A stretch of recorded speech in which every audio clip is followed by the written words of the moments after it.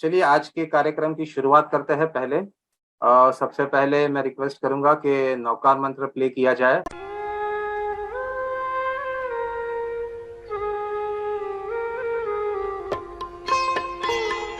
ॐ नमो अरिहन्ताणं ॐ नमो सिद्धाणं ॐ नमो यर्याणं ॐ नमो वच्छायाणं नमो लोये सवसाहूणं ईशो पञ्चनमुक्कारो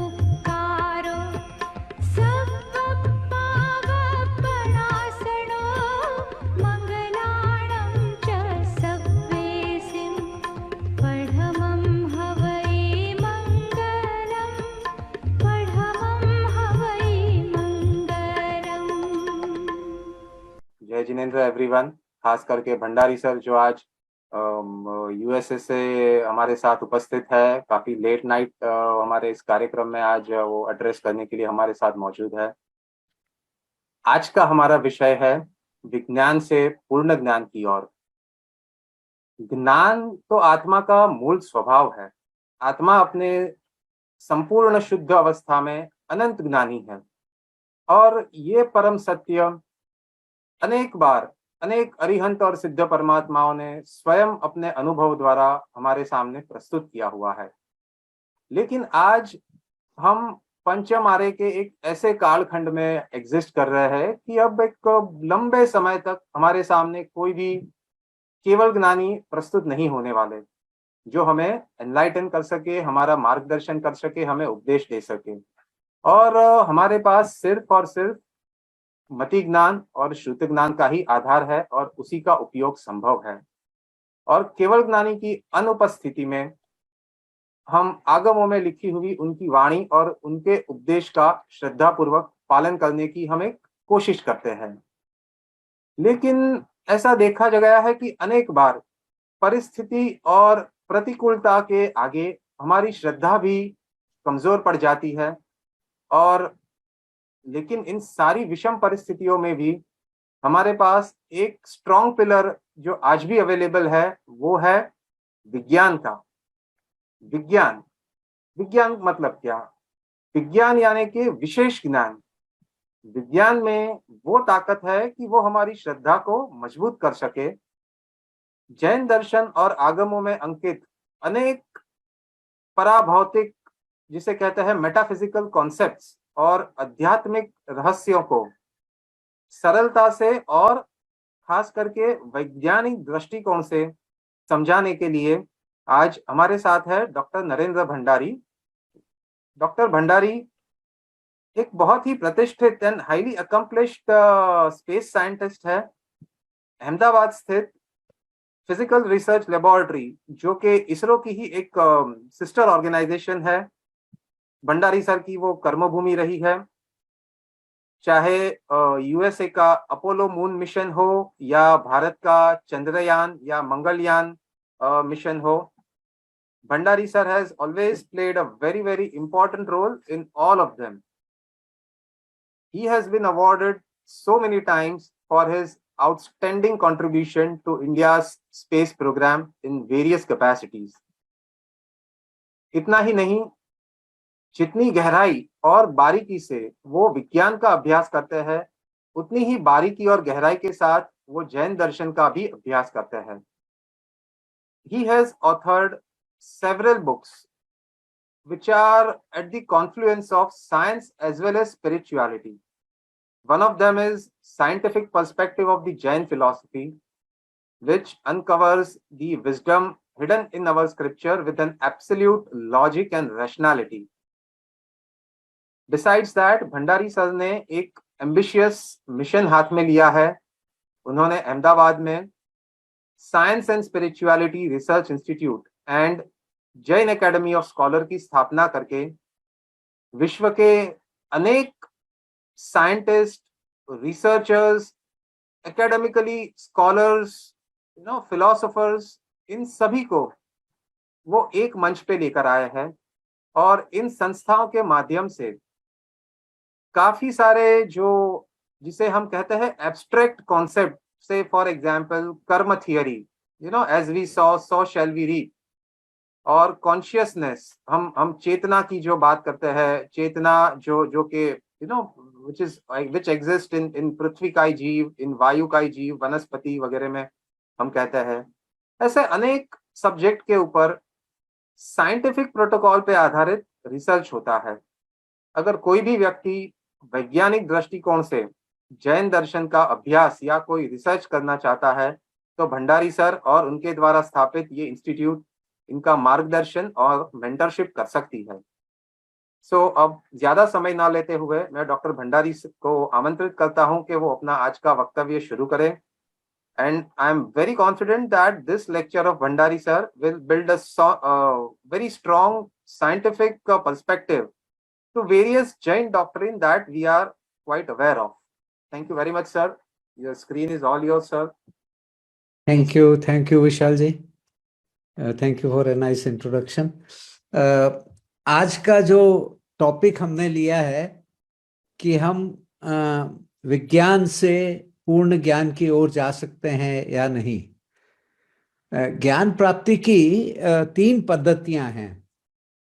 एक पद्धति विज्ञान की है, जो अभी पिछले 400-500 साल में उसकी धारणा बनी है गैलीलियो के टाइम से मोस्टली. और एक पद्धति है जो ग्रीक फिलॉसफी की है, वो प्लेटो, अरिस्टोटल वगैरह ने इन्होंने इसकी शुरुआत की थी. और एक अपने जैन धर्म की पद्धति है जो हमारे तीर्थंकर ने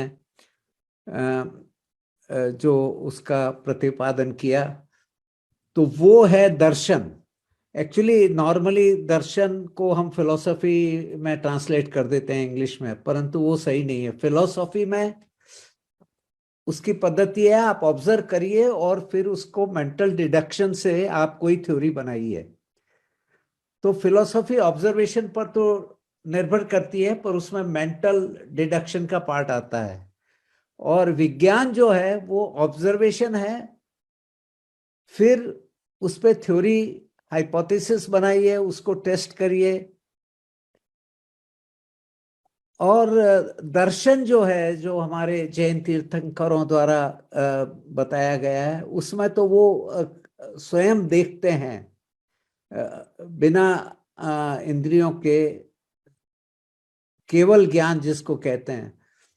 तो हमेशा ये प्रश्न उठता है कि क्या विज्ञान आवश्यक है, क्या विज्ञान का ज्ञान आवश्यक है हमको केवल ज्ञान या पूर्ण ज्ञान की ओर ले जाने के लिए. तो मैं आपको गैलीलियो से अपनी बात शुरू करना चाहूंगा. आप स्क्रीन देख सकते हैं? नहीं सर, आप जरा एक बार फिर से स्क्रीन शेयर कर लीजिए ना. नवकार मंत्र हमने अच्छा. रन किया था पहले, इसलिए वो आपका स्क्रीन गया. हाँ हाँ.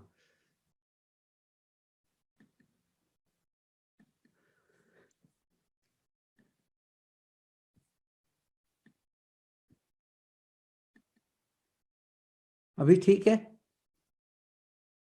यस सर, फुल स्क्रीन अगर हो सके तो कर दीजिए सर इसे.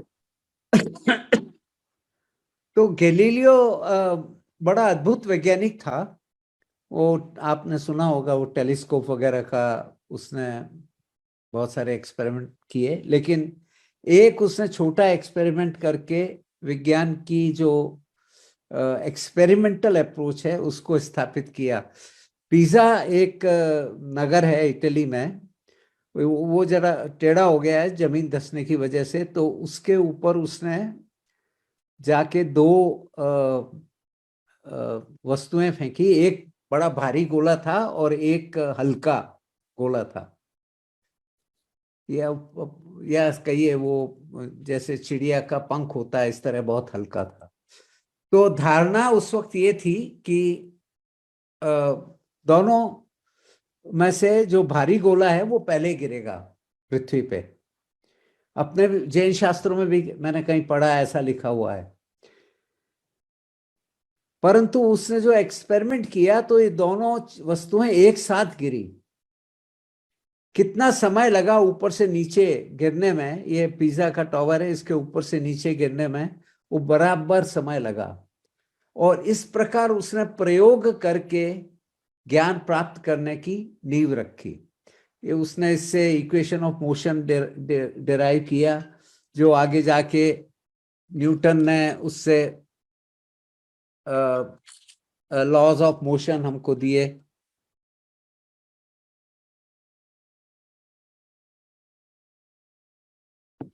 तो इस प्रकार अब ये प्रयोग बेस्ड एक्सपेरिमेंट हैं, ये साइंस है। इसकी क्या आवश्यकता है? जब पूर्ण ज्ञान हमको प्राप्त है तीर्थंकरों द्वारा, तो हम क्यों इसके पीछे अपना समय नष्ट करें? ऐसा एक विचार है। तो मैं आपको ये आज बतलाना चाहूंगा कि विज्ञान भी बहुत आवश्यक है और विज्ञान से हम पूर्ण ज्ञान की ओर जा सकते हैं।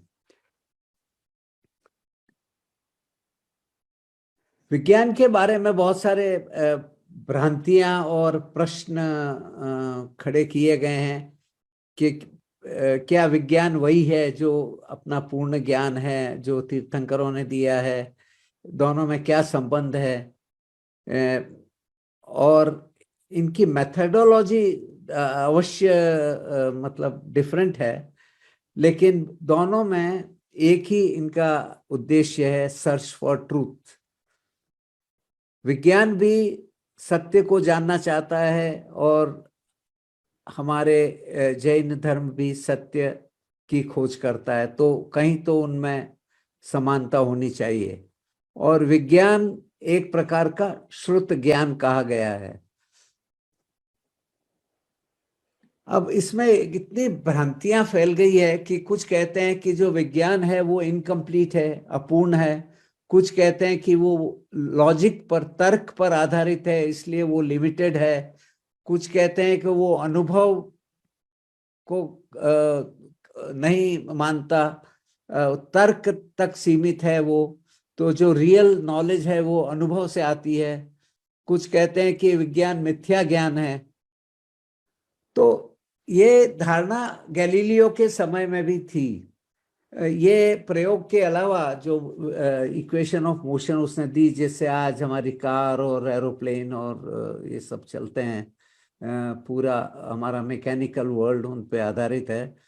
तो उसने ये भी खोज की थी कि पृथ्वी सूर्य के चारों ओर घूमती है, परंतु बाइबल में ये लिखा हुआ है कि पृथ्वी स्थिर है, जैसा कि हमारे जैन धर्म में भी लिखा हुआ है कि पृथ्वी स्थिर है, घूमती नहीं है। तो उसको जो चर्च था, पोप ने उसको जन्म कैद की सजा दे दी और वो जन्म भर कैद में रहा, क्योंकि वो बाइबल के साथ में बाइबल के अनुकूल नहीं था, बाइबल संगत नहीं था। पर मरते वक्त फिर भी उसने यही कहा कि पृथ्वी अब भी घूम रही है, चाहे तुम मुझे सजा दो या ना दो, पृथ्वी अभी भी घूम रही है। तो ये मैं कहना चाहूंगा कि उससे विज्ञान और जो ज्ञान ग्रंथों में दिया हुआ उसमें एक प्रकार का विरोधाभास शुरू हो गया और वो आज तक चल रहा है।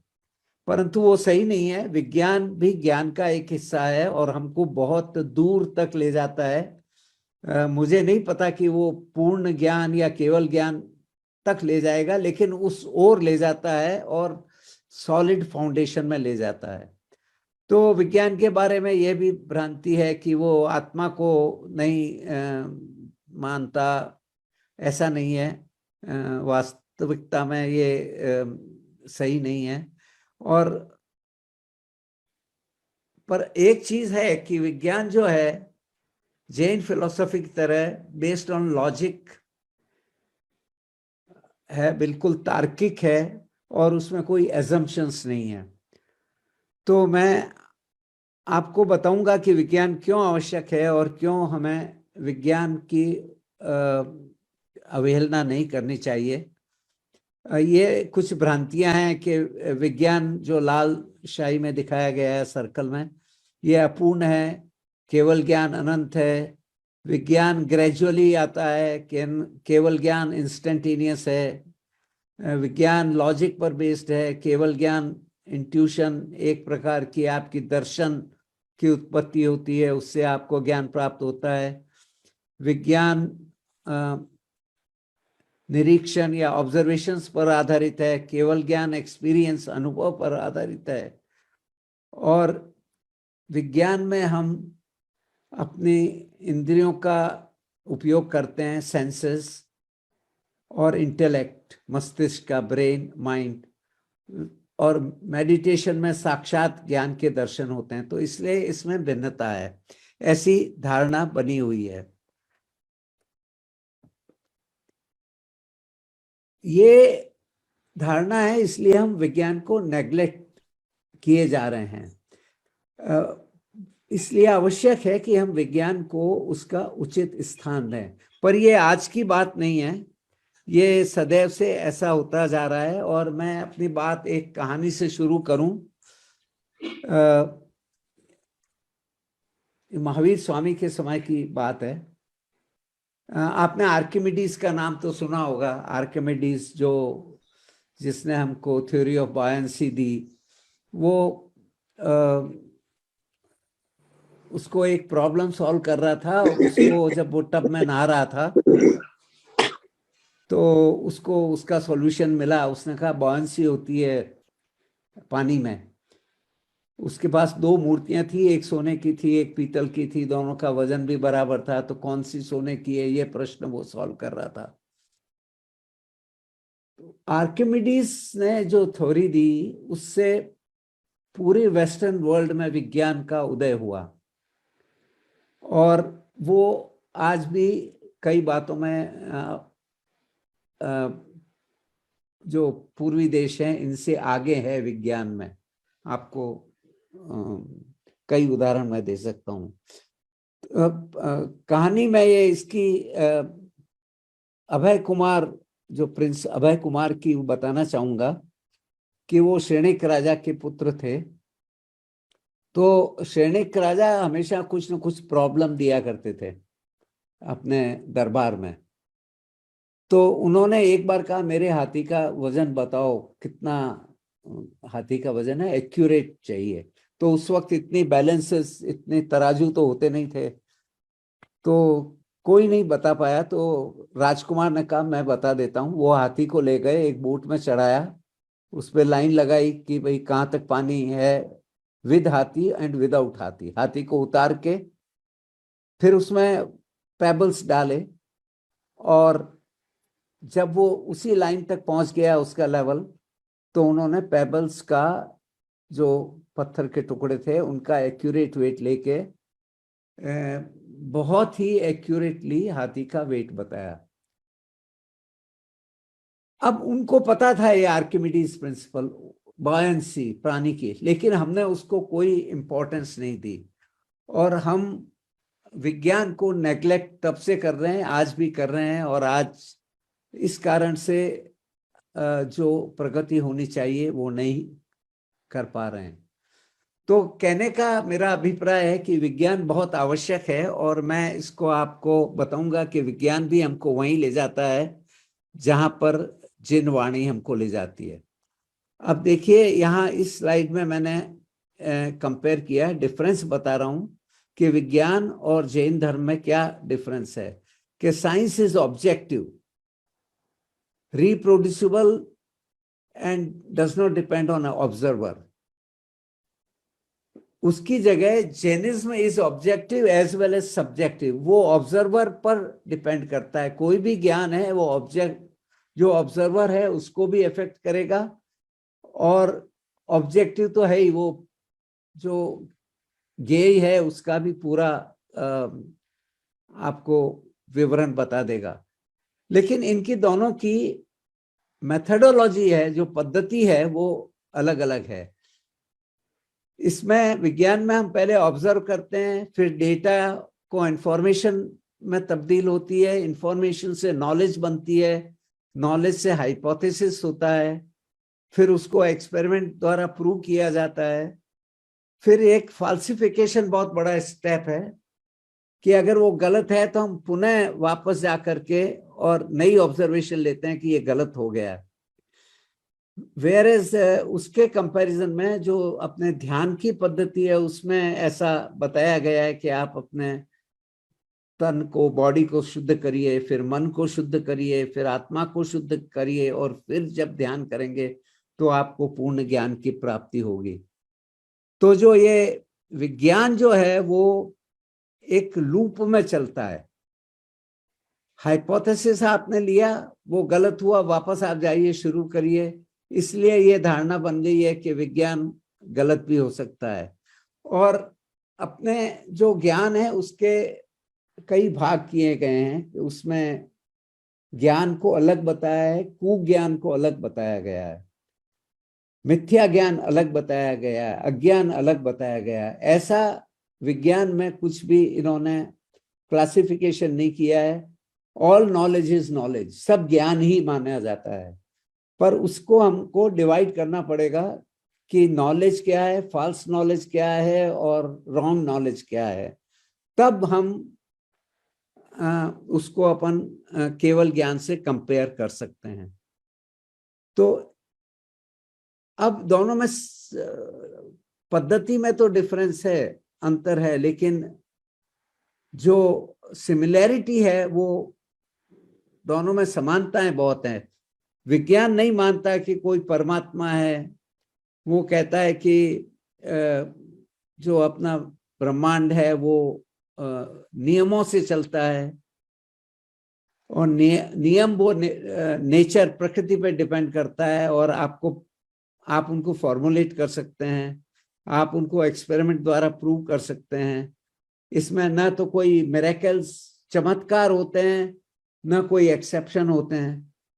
और विज्ञान क्या चाहता है कि हम एक थ्योरी निकालें जो थ्योरी ऑफ एवरीथिंग हो, जिससे हमको सब चीज समझ में आ जाए। तो जैन दर्शन में भी करीब करीब यही है कि वो भगवान में नहीं मानता। वो कहता है कि ब्रह्मांड और लोक जो है वो नियमों से चलता है, और नियमों का पता अपने को ध्यान से पता चल सकता है। और इसमें अनुभव भी शामिल है। इसमें भी वो कोई मिरेकल्स या चमत्कार नहीं मानता, कोई कोइंसिडेंसेस नहीं मानता, किसी की परमात्मा की कृपा से कुछ नहीं होता, सब नियम से होता है। तो इस प्रकार समानताएं बहुत है।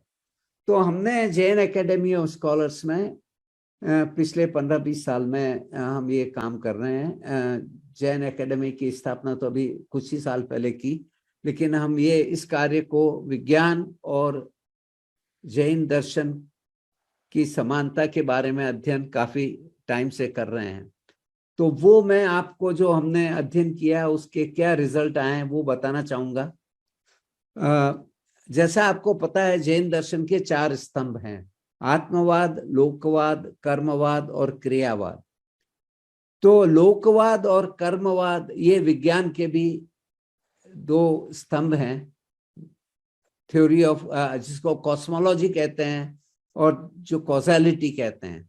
तो इन दोनों में हमने ये पता करने की चेष्टा की कि दोनों में क्या समानता है। तो मैटर जैसे है, पुद्गल जिसको हम कहते हैं या पदार्थ जिसको कहते हैं, वो दोनों में है। जैन धर्म भी उसमें मानता है और विज्ञान भी उसी का अध्ययन करता है। क्रिएशन जो है, सृष्टि है, जीव, वो जैन धर्म भी मानता है और विज्ञान भी जीव का अध्ययन करता है। कॉस्मोलॉजी है, लोकवाद या कॉस्मोलॉजी से कहते हैं, ज्योग्राफी है, फिजियोलॉजी है, ये सब कॉमन है। तो इनमें तो समानता होनी ही चाहिए, हम ये मान के चले। और अब जो आगे हम काम करना चाहते हैं वो कर्म थ्योरी और कॉन्शियसनेस पर है, उस पर भी मैं थोड़े विचार प्रस्तुत करूंगा। तो विज्ञान भी हमको वही ले जाता है, ये मैं बता रहा हूं, जहां पर हमको अपना केवल ज्ञान ले जाता है। इसके लिए मैं आपको ये 2 जो नोबेल प्राइज मिले हैं, 2016 में मिला था एक जापानीज साइंटिस्ट को, वो फास्टिंग पे मिला था, उपवास पे। तो उपवास तो आपको पता है कि जैन धर्म का बहुत ही बेसिक एक प्रैक्टिस है, बेसिक क्रिया है। हम ये उपवास है, कई महीनों तक भी लोग उपवास करते हैं, हर महीने भी करते हैं। तो उसने इसका वैज्ञानिक जो है बेसिस वो बताया और उसको उसके लिए नोबेल प्राइज मिला, और उसने उसको नाम दिया ऑटोफेजी। कि क्या होता है उपवास करने से?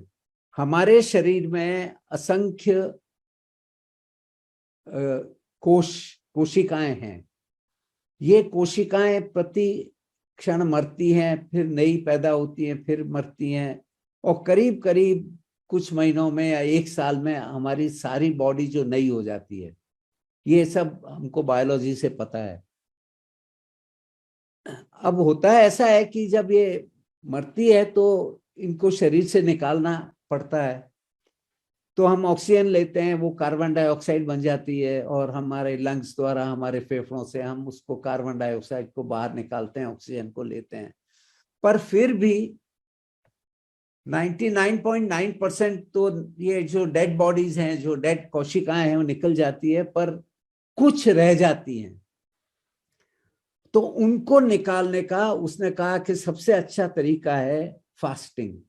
आप फास्ट करेंगे, उपवास करेंगे, तो जो कोशिकाएं जीवित हैं उनको भोजन चाहिए, वो बिना भोजन नहीं रह सकती। हम तो रह सकते हैं 1 दिन, 2 दिन, 10 दिन तक, पर कोशिकाओं को हर पल भोजन चाहिए, क्योंकि हर कोशिका हजारों प्रोटीन हर क्षण में बनाती है, तो उसके लिए उनको भोजन चाहिए। तो जब हम उपवास करते हैं तो ये कोशिकाएं, वो जो मरे हुए जो सेल हैं, जो अपने कार्बन डाइऑक्साइड द्वारा नहीं बाहर गए हैं, उनको खा लेती हैं और अपने शरीर की सफाई हो जाती है।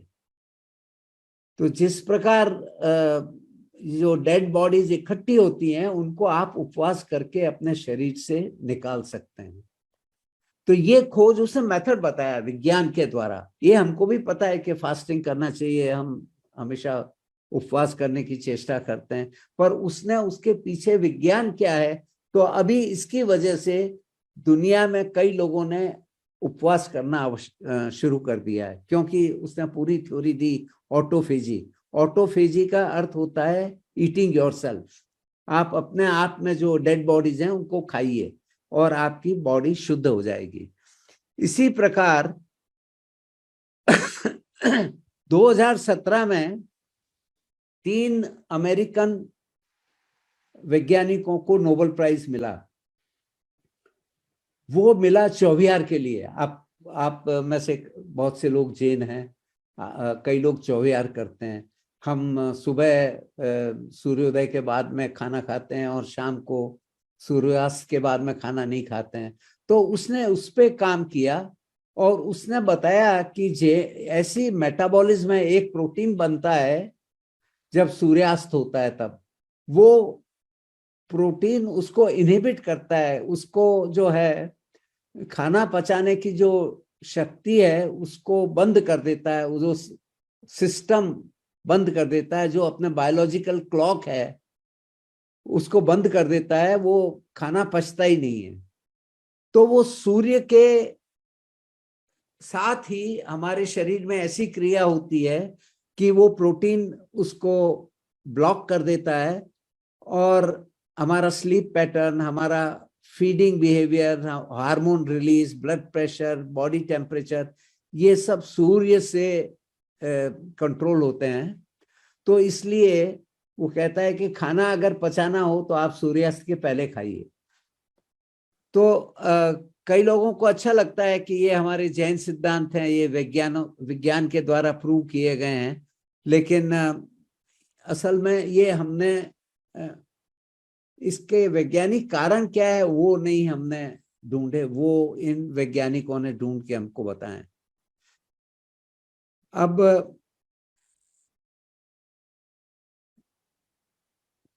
हमने जो ये अध्ययन किया पिछले 15-20 साल में, तो पता चला हमको कि जैन धर्म के कई सिद्धांत जो हैं वो विज्ञान के सिद्धांतों से बहुत मिलते हैं। और यहाँ मैंने एक टेबल बनाई है आपके लिए कि वही नियम है जैन धर्म में और वही नियम है विज्ञान में, केवल नाम हमने अलग दिया हुआ है। विज्ञान में हम उसको कॉज़ैलिटी कहते हैं, हम जैन धर्म में उसको कर्मवाद कहते हैं। मतलब ये है इसका, कॉज़ैलिटी इस तरह डिफाइन करते हैं कि बिना कोई कारण के कोई क्रिया नहीं होती और ऐसी कोई क्रिया नहीं है जो बिना कारण के होती है। तो कर्मवाद तो आपको पता ही है कि ये बिल्कुल ये मैच करता है विज्ञान के कॉज़ैलिटी से।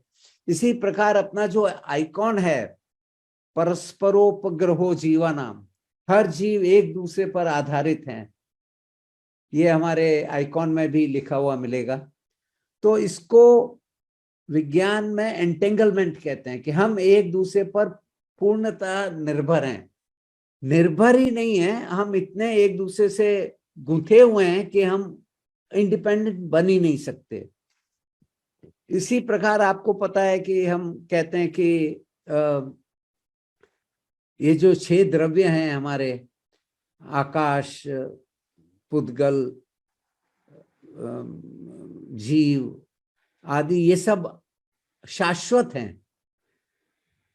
इनका न तो नाश होता है न इनकी उत्पत्ति होती है।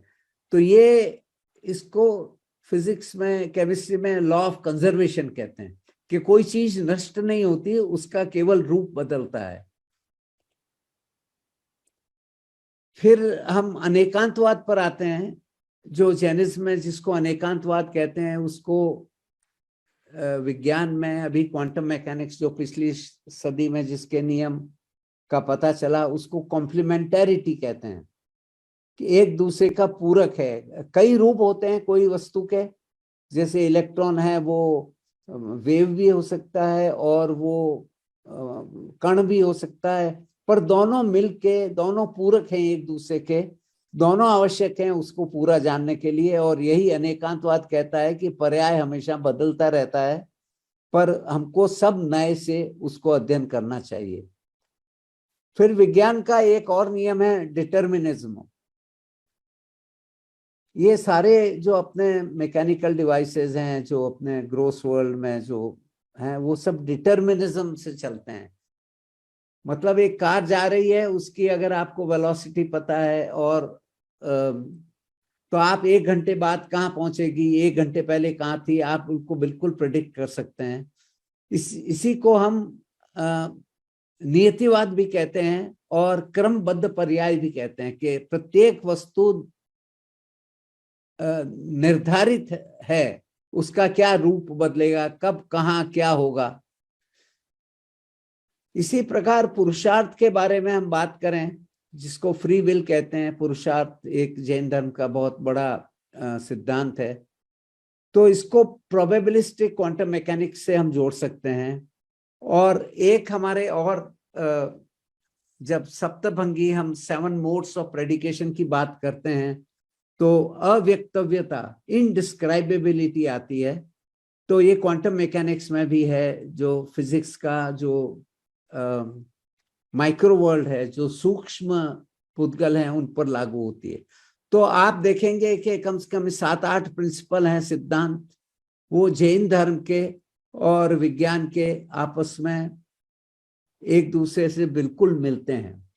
तो हम ये नहीं कह सकते कि विज्ञान निरर्थक है। विज्ञान भी वही बताता है जो हमको जैन धर्म ने बताया है। अब हुआ ये है कि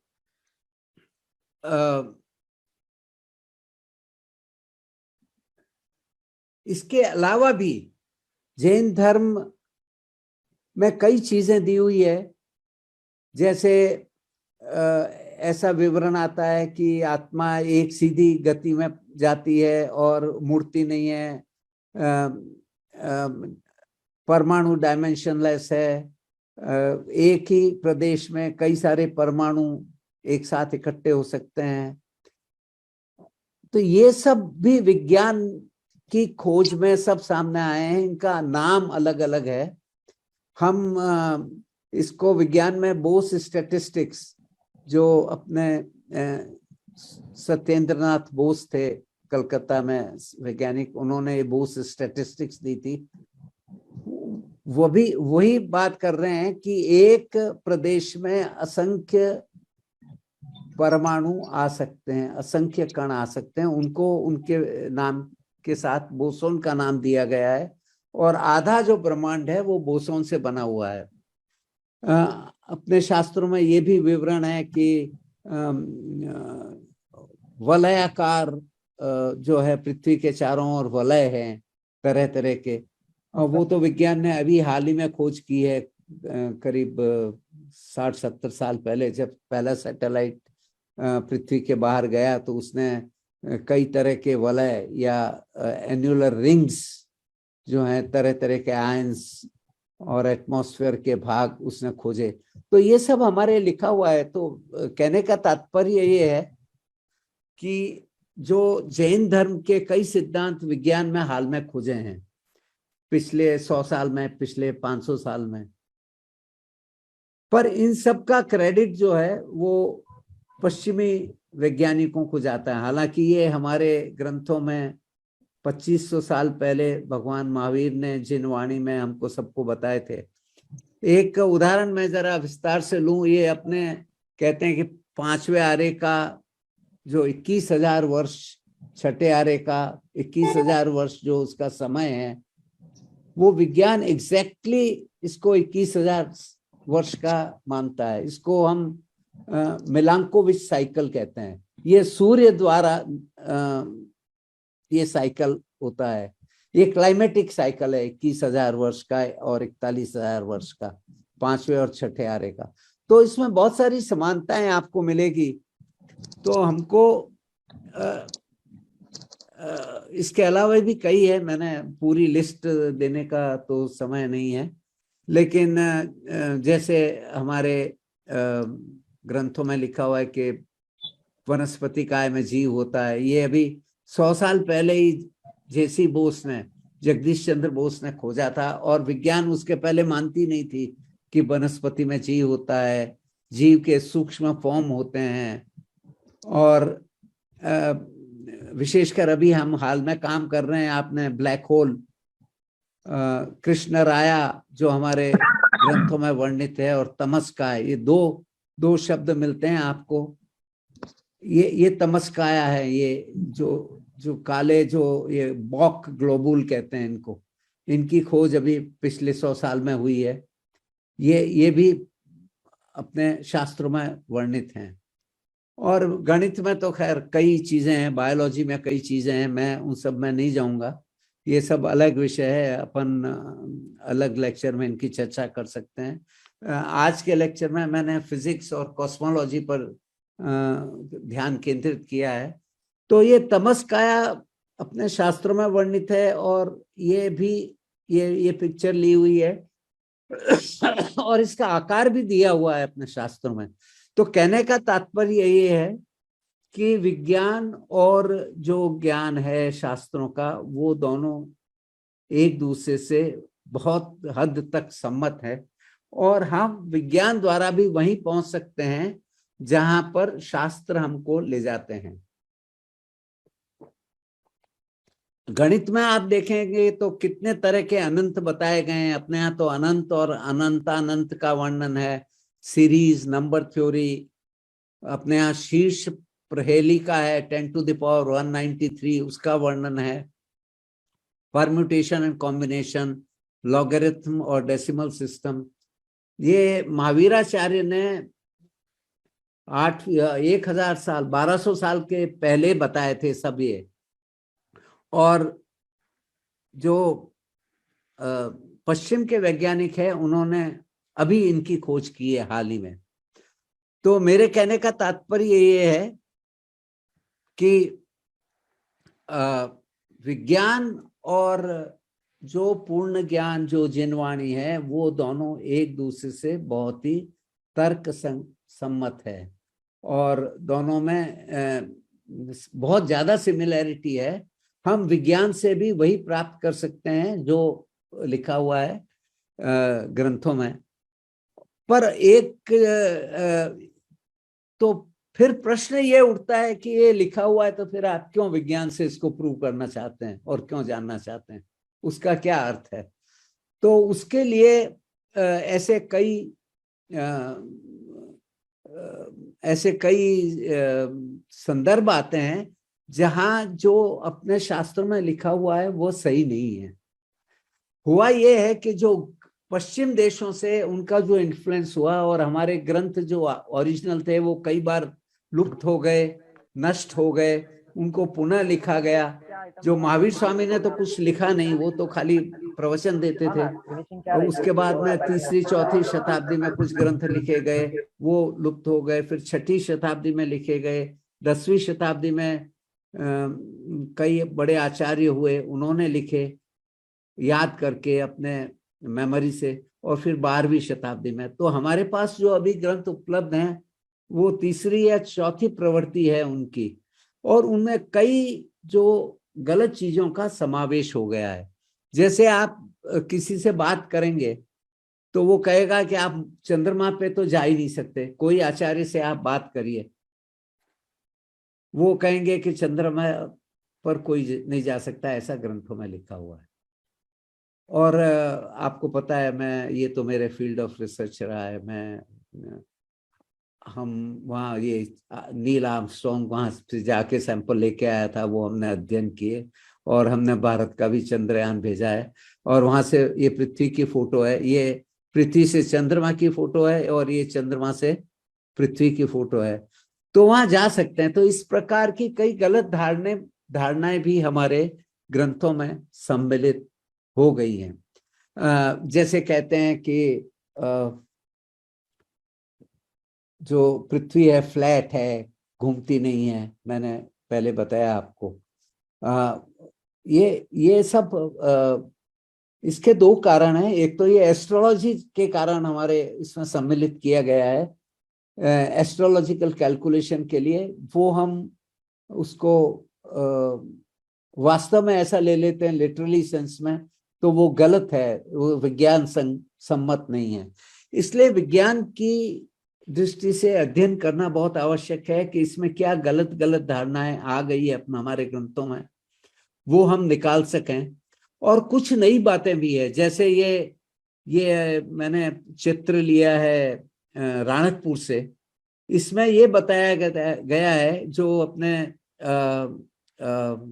ईशोपनिषद में भी लिखा है कि पूर्ण में से पूर्ण निकलता है और फिर भी पूर्ण बचता है।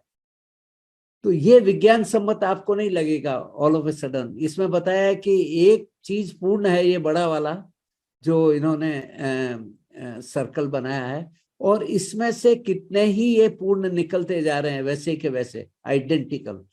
तो ये कुछ कंसेप्ट्स हैं, इनको हमें वैज्ञानिक दृष्टि से डेवलप करना पड़ेगा। और मेरा ऐसा विचार है कि जैन धर्म विज्ञान को एक दिशा दे सकता है चेतना के विषय पर और कर्म के विषय पर। और कई ऐसे विषय हैं जो हमारे धर्म ग्रंथों में लिखे गए हैं पर विज्ञान ने उनकी अभी खोज नहीं की है। उनको हम विज्ञान को डायरेक्शन दे सकते हैं। अभी चेतना पे काफी काम हो रहा है विज्ञान पे, और वो कहते हैं कि जैसे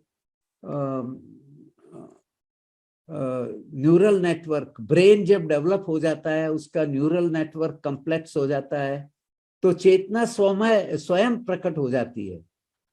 जैसे वो अलादीन का चिराग नहीं होता है जिसमें से एकदम जिन्न प्रकट होता है, ऐसे चेतना प्रकट हो जाती है कोई क्रिटिकल लेवल ऑफ कॉम्प्लेक्सिटी के बाद में। पर ये सब गलत है। हमारे यहाँ चेतना को अलग द्रव्य माना गया है, आत्मा को अलग द्रव्य माना गया है, और चेतना उसका भाग है। तो मैं कंक्लूड करने के पहले आपको ये कहना चाहूंगा कि विज्ञान भी एक प्रकार का शुद्ध ज्ञान है, और हमको दो कारण से वैज्ञानिक अपने जो ग्रंथों में लिखा है उसका वैज्ञानिक अध्ययन करना आवश्यक है। एक तो कि हम तर्क द्वारा उसको स्थापित कर सकते हैं, उसको हम कन्विंसिंगली मान सकते हैं अगर वो एक्सपेरिमेंट या कोई थ्योरी द्वारा प्रूव की जाए। महावीर स्वामी ने स्वयं कहा है कि कोई चीज इसलिए मत मानो कि मैं कह रहा हूं या ग्रंथों में लिखी हुई है। उन्होंने स्पष्ट 2 कंडीशन दी है कोई चीज को मानने की। एक तो ये कि वो आपको लगे कि वो सत्य है, और दूसरी कि वो आपके लिए हितकारी है। तो सत्य है, हम अगर ग्रंथों में से ले लेंगे और उनको मान लेंगे तो वो तो अंधश्रद्धा ही होगी। वो तो एक प्रकार से श्रद्धा का विषय हो गया। उसमें जो गलत है वो भी आप ले लेंगे, जो सही है वो भी हम ले लेंगे। तो इसलिए उसका वैज्ञानिक जो जहां तक हो सके उसका प्रूफ मालूम करना बहुत आवश्यक है। और फिर एक दूसरे में विज्ञान और केवल ज्ञान, क्योंकि विज्ञान एक प्रकार का शुद्ध ज्ञान है, वो केवल ज्ञान में मर्ज हो जाता है, दोनों पूर्ण ज्ञान की ओर ले जाते हैं। मुझे ये नहीं पता कि विज्ञान आपको पूर्ण ज्ञान तक ले जाएगा, पर इसमें मैं कन्विंस्ड हूं कि वो पूर्ण ज्ञान की ओर ले जाएगा। वो दिशा दोनों की एक ही है, उनकी केवल पद्धति अलग अलग है। और केवल ज्ञान की पद्धति को तो भुला ही दिया गया है, क्योंकि उसके लिए तन की शुद्धि, मन की शुद्धि, आत्मा की शुद्धि आवश्यक है। पर ये हम विज्ञान के एक्सपेरिमेंट हम ऐसे ही कर सकते हैं। तो इसका सबका क्या निचोड़ हुआ कि हमको विज्ञान और ज्ञान जो जिनवाणी है, जो केवल ज्ञान है, ये दोनों ही हमारे लिए आवश्यक हैं। जिस प्रकार ये एप्पल का टी दिखाया मैंने, जो गिरी एप्पल, जो सेब न्यूटन के सर पे गिरी, उन्होंने ग्रेविटेशन की खोज की, वो विज्ञान का भाग है। और जो एप्पल गिरी और उसके बीच से ये जो पेड़ उगता है वो अध्यात्म का भाग है। तो अध्यात्म और विज्ञान दोनों मिलकर के हमको पूर्णता की ओर ले जाते हैं। हम केवल एक लेकर के हम बैठे रहेंगे तो उसमें हमको आवश्यक नहीं कि वो हम सही दिशा में जाएंगे। इसलिए मैं केवल इतना कहना चाहता हूं कि विज्ञान भी इतना ही इम्पोर्टेंट है जितना हमारी जिनवाणी है। और हम दोनों को मिला के चलेंगे तो कई जो भ्रांतियां हैं वो दूर हो जाएगी, कई जो गलत चीजें आ गई है अपने शास्त्रों में वो दूर की जा सकेगी। और हम ये तो बहुत क्लियर दिख रहा है कि हम शास्त्रों द्वारा अपने जो ज्ञान है, जैन धर्म में जो ज्ञान है, उससे हम विज्ञान का भी दिशा निर्देश कर सकते हैं, विज्ञान को आगे बढ़ा सकते हैं और हमारा ज्ञान भी हम आगे बढ़ा सकते हैं। तो मैं ये जो हमने पिछले 15-20 साल में काम किया, जिसमें ये similarity between Jainism and science जो हमारे सामने आई है, वो मैं शेयर करना चाहता था। So thank you very much for listening. और विशाल जी को भी बहुत बहुत धन्यवाद कि ये मेरे को मौका दिया कि मैं आपको जरा विज्ञान इतना निरर्थक नहीं है जैसा कई लोग मानते हैं। वो कहते हैं कि आप क्यों इसका अध्ययन कर रहे हैं जब ये लिखा हुआ है और इससे क्या मिलेगा, और ये एक प्रकार का मिथ्या ज्ञान है, ऐसा भी कई लोगों ने, आचार्यों ने मेरे को कहा है। तो मुझे लगता है मेरे विचार से ये दोनों ही आवश्यक हैं और दोनों एक दूसरे के पूरक हैं। और हम जो हैं ये ज्ञान को हम वैज्ञानिक फाउंडेशन दे दें तो दूसरे लोग भी जो जैन नहीं है वो भी इसको मानेंगे और जैन धर्म का प्रचार भी होगा। और जो विश्व के दूसरे लोग हैं जो जैन ग्रंथों में श्रद्धा नहीं रखते हैं, वो भी कन्विंस होंगे कि हमारे जो जैन ग्रंथ हैं उनमें सत्य का निरूपण किया गया है। तो इस सब दृष्टि से हम ये संस्था जैन एकेडमी ऑफ स्कॉलर्स और science and spirituality research institute चला रहे हैं। आप में अगर कोई भी इसमें इंटरेस्टेड हो तो हम आपके साथ काम करने के लिए we invite you to join us, और हम इस काम को आगे बढ़ाना चाहते हैं। Thank you very much. Thank you so much sir. आज एकदम अच्छी तरह से समझ गए कि विज्ञान भी उतना ही इम्पोर्टेंट है जितनी हमारी Jinvani. It was an extremely enlightening session, and sir, we will now open it up for questions. कुछ लोगों ने उनके हाथ रेज किए हैं, So I would invite them one by one. Neera Jain, can you please unmute yourself Yes. and ask your question? Yeah. Good morning sir. Sir आपने बहुत अच्छे तरीके से साइंस और जर्नलिज्म के बारे में जितना भी बताया बहुत अच्छा लगा. उसके अंदर मेरा एक ये था कि आपने कहा कि शास्त्रों में कुछ चीजें गलत हैं, क्योंकि मैं यहाँ पे ये कहना चाहूंगी क्योंकि विज्ञान अभी तक वो चीजें सर्च ही नहीं कर पाया. जैसे जगदीश चंद्र बसु ने, आपने बोला कि 100 साल पहले ये साबित किया कि वनस्पति में जीव है, लेकिन उससे पहले तो वो चीज भी शास्त्रों में लिखी गई गलत ही थी. नेचुरली जब तक साइंस उसको प्रूव नहीं कर पाती है तब तक वो चीजें गलत ही रहेंगी. जैसे जैसे साइंस प्रूव करती जाएगी वैसे वैसे वो सिद्धांत सही होते जाएंगे. और सेकेंडली ये है कि विज्ञान कुछ सिद्धांत, जैसे कोई वो रिसर्च करता है उसके बाद 10 साल बाद उसकी चेंज कर देता है कि नहीं ये गलत था ये सही है. तो जो साइंस के वो है वो तो बदलते रहते हैं सिद्धांत. तो इसके बारे में जरूर मैं थोड़ा सा आपसे पूछना चाहूंगी. और एक चीज और कि महावीर ने कहा कि मेरी मत मानो, क्योंकि कुछ चीजें अनुभवी की जा सकती है. उन्होंने बताया कि मैं मार्ग तो बता सकता हूँ लेकिन चलना तुम्हें खुद ही पड़ेगा. तो वो भी सही है. जी सर. सर आप आंसर करें उससे पहले एक छोटी सी रिक्वेस्ट, क्या आप स्क्रीन शेयर स्टॉप कर सकते हैं तो ताकि हम आपको स्क्रीन पे देख पाएंगे. स्क्रीन शेयर मैंने स्टॉप किया है, नहीं हुआ. अच्छा, आपका एक मिनट. डेस्कटॉप, हाँ आपका डेस्कटॉप दिखाई दे रहा है सर. हाँ हाँ, ओके. Thank you. तो आपके 2-3 प्रश्न थे. एक तो ये धारणा सही नहीं है. आपका जो दूसरा प्रश्न है उसका मैं पहले उत्तर दूंगा कि विज्ञान गलत होता है. विज्ञान अपूर्ण हो सकता है. ये हमेशा उदाहरण दिया जाता है कि न्यूटन ने ग्रेविटेशन की खोज की, बाद में आइंस्टाइन ने आके कहा कि वो सही नहीं है. ऐसा नहीं है. वो अपूर्ण हो सकता है. न्यूटन ने बताया कैसे होता है, उसका फॉर्मूला है, आज भी हम वही यूज करते हैं. आइंस्टाइन ने केवल इतना बताया कि जब कोई वस्तु की गति बहुत ज्यादा होती है, प्रकाश की गति के करीब करीब, तब ये फॉर्मूला एप्लीकेबल नहीं है. तो विज्ञान को आप अपूर्ण मानेंगे तो मुझे उसमें कोई दिक्कत नहीं है. वो अब हमेशा अपूर्ण है और वो अपने को पूर्ण करने के लिए तैयार रहता है. पर विज्ञान गलत नहीं हो सकता. आप उसको ये नहीं कह सकते कि ये गलत है, क्योंकि वो ऑब्जर्वेशंस पर आधारित है. आपने इसका एक उदाहरण हमेशा कोट किया जाता है कि 1000 भेड़ें देखी आपने, वो सब काली थी. तो आपने एक हाइपोथेसिस बनाया कि भेड़ें काली होती है, और फिर बाद में आपने और ऑब्जर्वेशन की, एक आपको सफेद भेड़ मिल गई, तो पुरानी थ्योरी गलत हो गई. तो ये मतलब विज्ञान जो है कंटिन्यूअसली अपने को अपडेट करता है, पर गलत नहीं होता है. वो सही था जब तक भेड़ों की संख्या 1000 थी. तो ये धारणा भी मैं दूर करना चाहता हूं कि विज्ञान के जो सिद्धांत हैं वो गलत हो सकते हैं. हाँ, वो मॉडिफाई हो सकते हैं डिपेंडिंग ऑन द कंडीशन. जब कंडीशन चेंज हो जाएगी, कोई वस्तु की गति बहुत तीव्र हो जाएगी, तो हो सकता है वो फॉर्मूला लागू नहीं हो.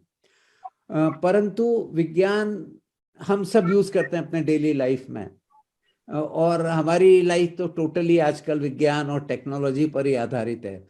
तो इसमें गलत होने की कोई संभावना नहीं है. इनकम्प्लीट हो सकती है. ये तो एक बात हुई. दूसरी, आपने कहा कि वो जो है जब तक विज्ञान उसको खोजे नहीं तब तक वो गलत रहती है.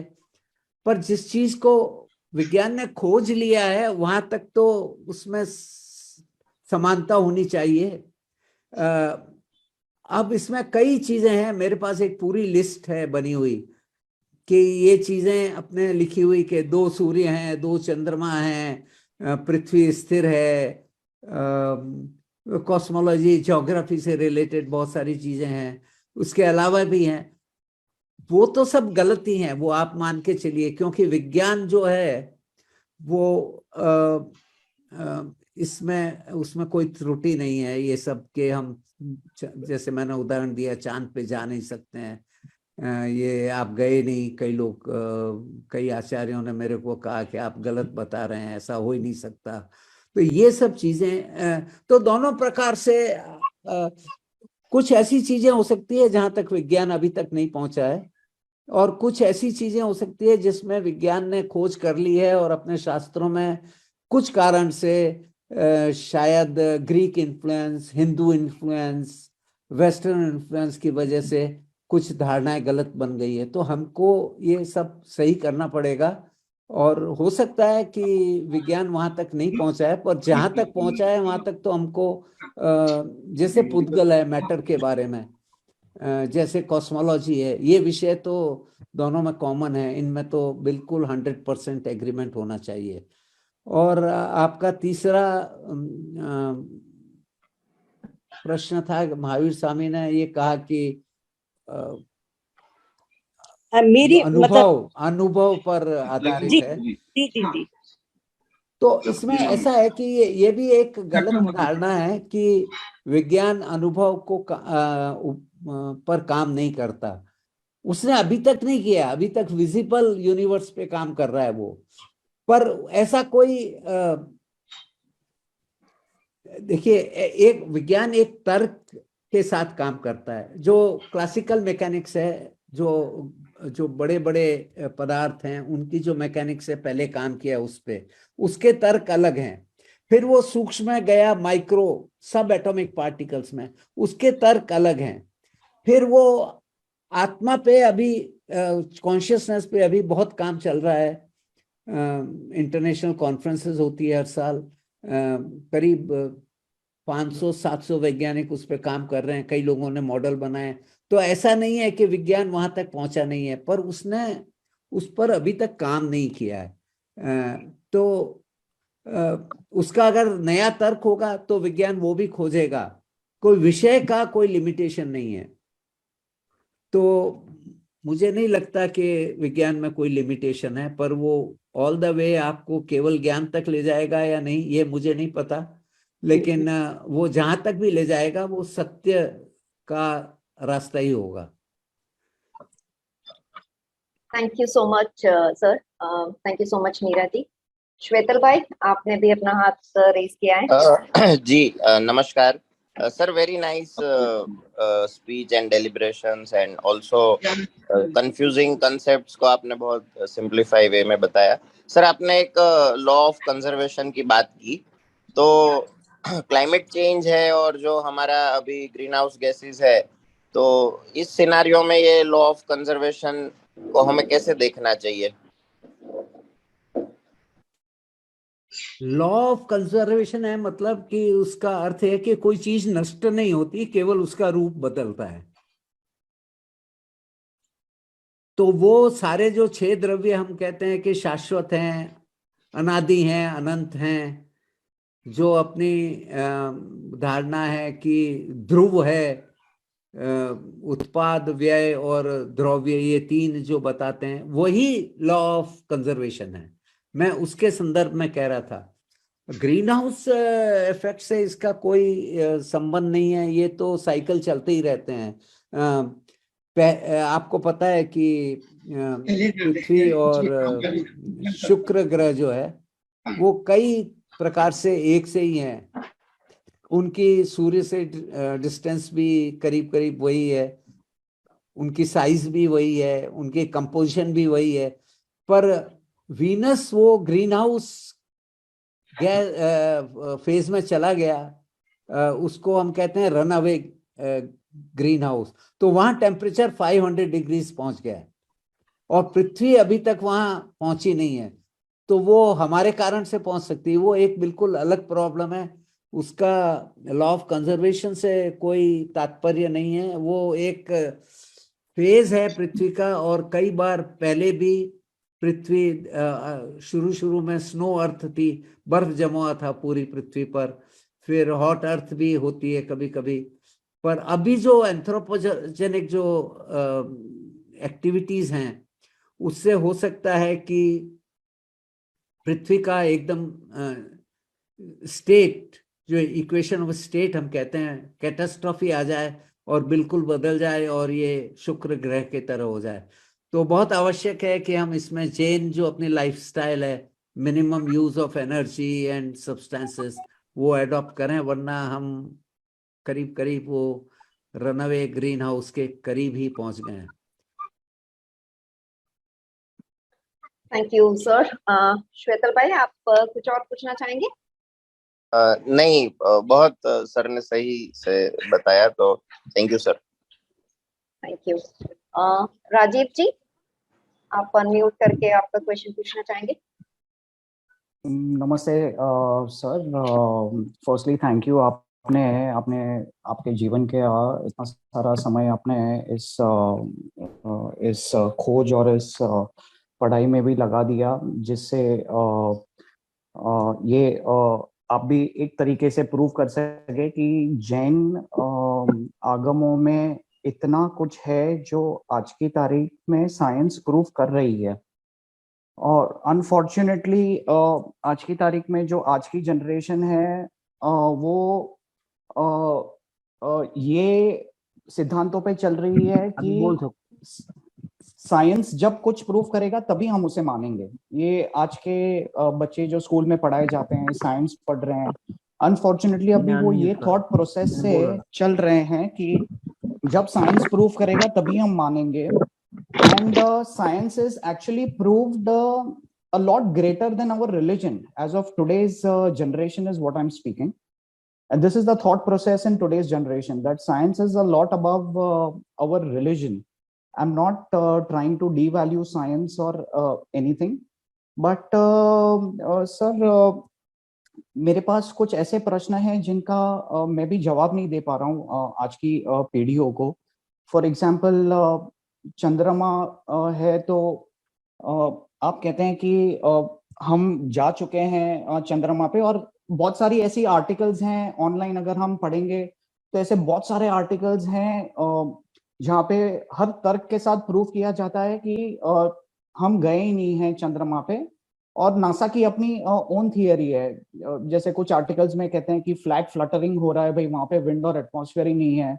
कुछ आर्टिकल्स कहते हैं कि भाई साइंस तो कितना एडवांस हो गया है 45 इयर्स में, पर 45 इयर्स में हमने अभी तक और किसी आदमियों को भेजा ही नहीं है चंद्रमा लैंडिंग पर। In fact when the technology has advance so much in these last 45 years, it should be all the more easier to send human beings on the moon surface, but that has not happened so far. So there are a lot of cases, there are a lot of things where science अपनी जगह पे खोज कर रही है नई नई चीजें, और I would not want to I would just want to tell the current generation that भाई science हर कुछ सालों में अपने नए खोज के हिसाब से अपने पहले के खोज को चेंज कर रही है। जैसे आप कह रहे हैं, Albert Einstein has also once said that if I were to get a chance to reborn, I would want to be reborn as a Jain.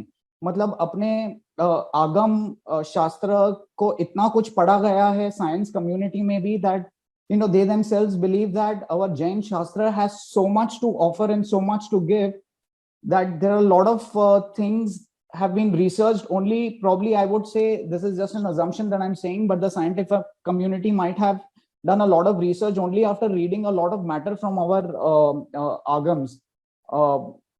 Albert Einstein की जो एक थियरी ऑफ रिलेटिविटी है, उसमें उनके अनुसार nothing can travel faster than the speed of the light. पर अभी कई ऐसे एक्सपेरिमेंट्स हुए हैं, जैसे इडाहो लेबोरेटरी में भी एक एक्सपेरिमेंट हुआ है जहाँ पे वाटर मीडियम से they have made particles travel faster than light. So I wish के आपकी जो स्टडीज है सर, वो इस तरह से आप करें जहाँ पे साइंस भले अपनी जगह पे एकदम सही है सर, पर I want that the current आपकी स्टडीज इस तरह से चलेगी, the current generation should feel के नहीं, why should we wait for science to prove other things that have been written in our Agams and shastra? Why not believe our Agams and shastra completely even before science starts to prove it? देखिए, आपने बहुत सारी बातें बताई, पर इसको रेलेवेंट बनाना है to the present young generation, तो इसका साइंटिफिक बेसिस देना पड़ेगा। आपको पता है कि Jain followers are decreasing very quickly. जो 1900 की सेंचुरी थी, 2000 ये 100 साल में जैन्स हैव रिड्यूस बाय 25%। और एक कैलकुलेशन तो ऐसी भी है कि क्योंकि हमने इसको फैमिली ऑफ बर्थ से जोड़ दिया है, तो 40 साल में केवल 1 लाख जैन रह जाएंगे, ऐसी calculation with current fertility rate and so on. तो इसको हमको रेलेवेंट बनाना पड़ेगा। फिर अंधविश्वास करके हम वो मान भी लें और एक विश्वास करके मान लें, उसमें बहुत फर्क होता है। उसका असर बहुत, अगर आप कन्विंस हो जाएं लॉजिक से या किसी कारण से, तो उसका असर बहुत ज्यादा होगा बनिस्बत के हम मान लें कि शास्त्र सब सही है। मैं भी मानता हूं कि शास्त्र सब सही है, परंतु ये जो हमारे आचार्य लोग हैं, उन्होंने तो अपना काम बहुत अच्छी तरह किया, वो जो जिनवाणी को हम तक लाए, क्योंकि हम तो इसमें सक्षम थे नहीं कि हम ये सब जान सकते जो लिखा हुआ अपने ग्रंथों में। पर उसके बाद में एक स्कॉलर्स होने चाहिए जो उसको करंट संदर्भ में, आज के संदर्भ में, आज के समय में, आज की भाषा में, आज की जीवन शैली में उसको रीइंटरप्रेट करें। वो हमारे यहाँ सबसे बड़ी कमी है। अपने को ये डिबेट में नहीं जाना चाहिए कि साइंस गलत है या सही है, या जिनवाणी में कितनी गलतियां, वो सब ठीक है, पर हम इन दोनों को मिला लें तो हम इसको एक सही फाउंडेशन पर रख पाएंगे और दुनिया में दूसरे लोग भी इसको एडॉप्ट करेंगे। मैंने कई चीजें बताई नहीं समय की कमी के कारण। एक आपको पता होगा टीटीएस बोडे लॉ है, वो तिल्लोई पद्धति में वर्बैटिम लिखा हुआ, वही जो बोडे ने 1776 में डिस्कवर किया। तो कई चीजें हैं, हम और भी, जब भी हम बात करते हैं कि हमारे यहाँ लिखा हुआ है, तो लोग कहते हैं कि ये सब आपके यहाँ लिखा हुआ है, ठीक है, कोई नई चीज बताइए जो साइंस को अभी तक पता नहीं है और साइंस से प्रूव की जा सके तो हम मानेंगे। तो हम एक्चुअली उसी धारणा की खोज कर रहे हैं, उसी सिद्धांत की या उसी चीज की जो विज्ञान ने अभी तक ढूंढी नहीं है और जो हमारे ग्रंथों में लिखी हुई है। ये काम स्कॉलर्स का है, और ये स्कॉलर्स का ग्रुप जो है वो मोस्टली नॉन एग्जिस्टेंट है जैन्स में। तो इसको आगे बढ़ाना चाहिए, इसका बहुत उपयोग है और इसको हम रेलेवेंट कर सकते हैं आज की जनरेशन में। आपके बहुत सारे प्रश्न हैं, we can discuss them separately if you like. अभी तक तो मैं यही कहूँगा कि हमको दोनों की कमियां, विज्ञान और अपने जैन ग्रंथों की कमियां ढूंढने के बजाय दोनों में क्या समानता है और दोनों एक दूसरे से कैसे पूरक हैं, उस पर ध्यान देना चाहिए। डेफिनेटली सर, मैं डेफिनेटली आपको कांटेक्ट करना चाहूँगा, क्योंकि मेरे पास और कई ऐसे क्वेश्चंस हैं साइंस के रिलेटेड जिनके जवाब मुझे भी नहीं मिल पा रहे हैं आज तक। तो सर मैं आपके कांटेक्ट डिटेल्स या इन्फॉर्मेशन अगर हमें मिल जाए, जिससे मैं ईमेल में या व्हाट्सएप पे आपको संपर्क कर सकूं, तो दैट वुड बी ग्रेट। तो मैं विशाल जी से रिक्वेस्ट करूंगा वो चैट बॉक्स में डाल देना मेरा ईमेल और टेलीफोन नंबर। वैसे अभी मैं यूएसए में हूँ, कुछ दिन बाद मैं इंडिया में लौटूंगा, कुछ महीने बाद में। Thank you very much sir. हाँ, आप मेरे को ईमेल से कांटेक्ट कर सकते हैं और बहुत सिंपल है, nnbhandari@yahoo.com। हेलो, ओके सर, मैं डाल देता हूँ इसमें जी। Hello, sorry, 1 minute. Hello, who's calling out? Can you please go on mute? We will just take all the questions one by one. Hello जी हाँ, बोलिए बोलिए, आप कौन बोल रहे हैं? Hello, okay, I think we'll take the next question, sir. हाँ जी। कमलेश शाह जी, आप काफी देर से हाथ रेज कर रहे हैं, can you please unmute yourself? Good morning sir. Good morning. हाँ सर, आपने बहुत अच्छी तरह से ये जैनिज्म और साइंस के बारे में बहुत अच्छा एनालिसिस करके बताया है। इससे लोगों को बहुत फायदा होगा ऐसा मुझे लगता है। इसमें विश्वास भी, अपना जो आगमों पे जो विश्वास है वो लोगों का भी सब बढ़ता जाएगा। भी मुझे 2-3 प्रश्न है सर। जी।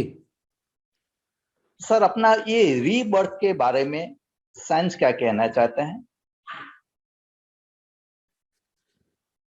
रीबर्थ ऐसा है कि प्रकृति में ऐसी कोई चीज नहीं है जो साइक्लिक नहीं हो, पहली बात तो। फिर आपके अपने हमारे शरीर में हर सेल मरते हैं और नए उत्पन्न हो रहे हैं। हाँ ये एक प्रकार से रीबर्थ ही है।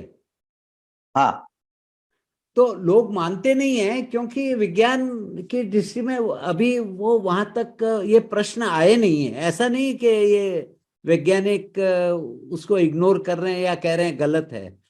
हाँ पर विज्ञान is only 500 years old maximum, as I told you, started with Galileo. Right. तो वो धीरे धीरे दूसरे विषय भी लेगा। हाँ हाँ, जो इसके अभी तक उसके अभी तक वो उस विषय पे आए नहीं है। हाँ, वो जो दिखाई देता है अभी उसी पे काम कर रहे हैं। जो पुद्गल हाँ है, मैटर है, स्काई हाँ हाँ, है, स्टार्स हैं। ओके। तो पहले तो वो तो सॉल्व करें, उसके बाद में जाएंगे। और इसमें बहुत बड़ी खोज जो विज्ञान ने करी है कि जो हमको दिखाई देता है वो केवल 4% ही है। 96% ऑफ मैटर हमको दिखाई नहीं देता है। ओके, हाँ हाँ, वही बरोबर है। सब हाँ, मेरा तो दूसरा प्रश्न ये विज्ञान था। भी जब तक वो 96-100% नहीं स्टडी करेगा, जिसको हम डार्क मैटर कहते हैं वो 25% है, और जिसको डार्क एनर्जी का नाम दिया गया है वो 75% है। तो हाँ ये तो विज्ञान को भी पता नहीं है। और इसके बारे में जैन धर्म अपन चर्चा कर सकते हैं। जैन धर्म में भी इसका वर्णन है। हाँ तो मतलब समझने के लिए हमको दोनों को मिलाना पड़ेगा। वही मेरा मतलब प्रपोजल था। Okay okay sir. और दूसरा सर, अपना ये परमाणु जो है, इनडिविजिबल पार्टिकल जो है, उसे परमाणु तक अपना ये साइंस पहुंचा हुआ है। वहां पे प्रोटॉन न्यूट्रॉन, अपना एक परमाणु के उसमें भी अपना ये त्रिपदी, जो महावीर भगवान त्रिपदी वहां पे लागू होती है। नहीं, देखिए, परमाणु तक तो विज्ञान नहीं पहुंचा है अभी। विज्ञान क्या कर रहा है, इसकी मेथोडोलॉजी बिल्कुल अपोजिट है जैन हाँ धर्म से। हाँ विज्ञान रॉक लेके तोड़ता है, फिर वो मॉलिक्यूल के स्टेज पे जाता है, फिर तोड़ता है, फिर प्रोटॉन, न्यूट्रॉन, इलेक्ट्रॉन प्रोटॉन आते हैं, फिर न्यूट्रॉन, उनको हाँ तोड़ रहा है, फिर क्वार्क आते हैं। हाँ, तो क्वार्क लेवल तक गया हुआ है विज्ञान। ओके। तो विज्ञान की दृष्टि से 62 पार्टिकल्स, मेरे बुक में भी ये सब लिखा हुआ है और कई पेपर भी हैं मेरे, आप इंटरेस्टेड हो तो पढ़िए। तो 62 पार्टिकल से विज्ञान पूरा ब्रह्मांड बना देता है। हाँ अभी वो हाँ कोशिश कर रहा है, अभी एक नया साइक्लोट्रॉन बन रहा है। तो वो तो विज्ञान तो अपनी उनकी पद्धति अलग है, एक्सपेरिमेंटेशन एंड सो ऑन। हाँ हाँ हाँ, तो वहां तक नहीं पहुंचा है परमाणु तक। और जैन धर्म क्या करता है, उसने कहा कि परमाणु एक है, इनडिविजिबल, विदाउट डायमेंशंस, विदाउट मतलब सिंगल पार्टिकल है, वहां से चलता है और सिंथेसिस किए जाता है। तो उससे द्विस्पर्शीय, चतुर्स्पर्शीय, अष्टस्पर्शीय ऐसे मैटर बनाता है वो।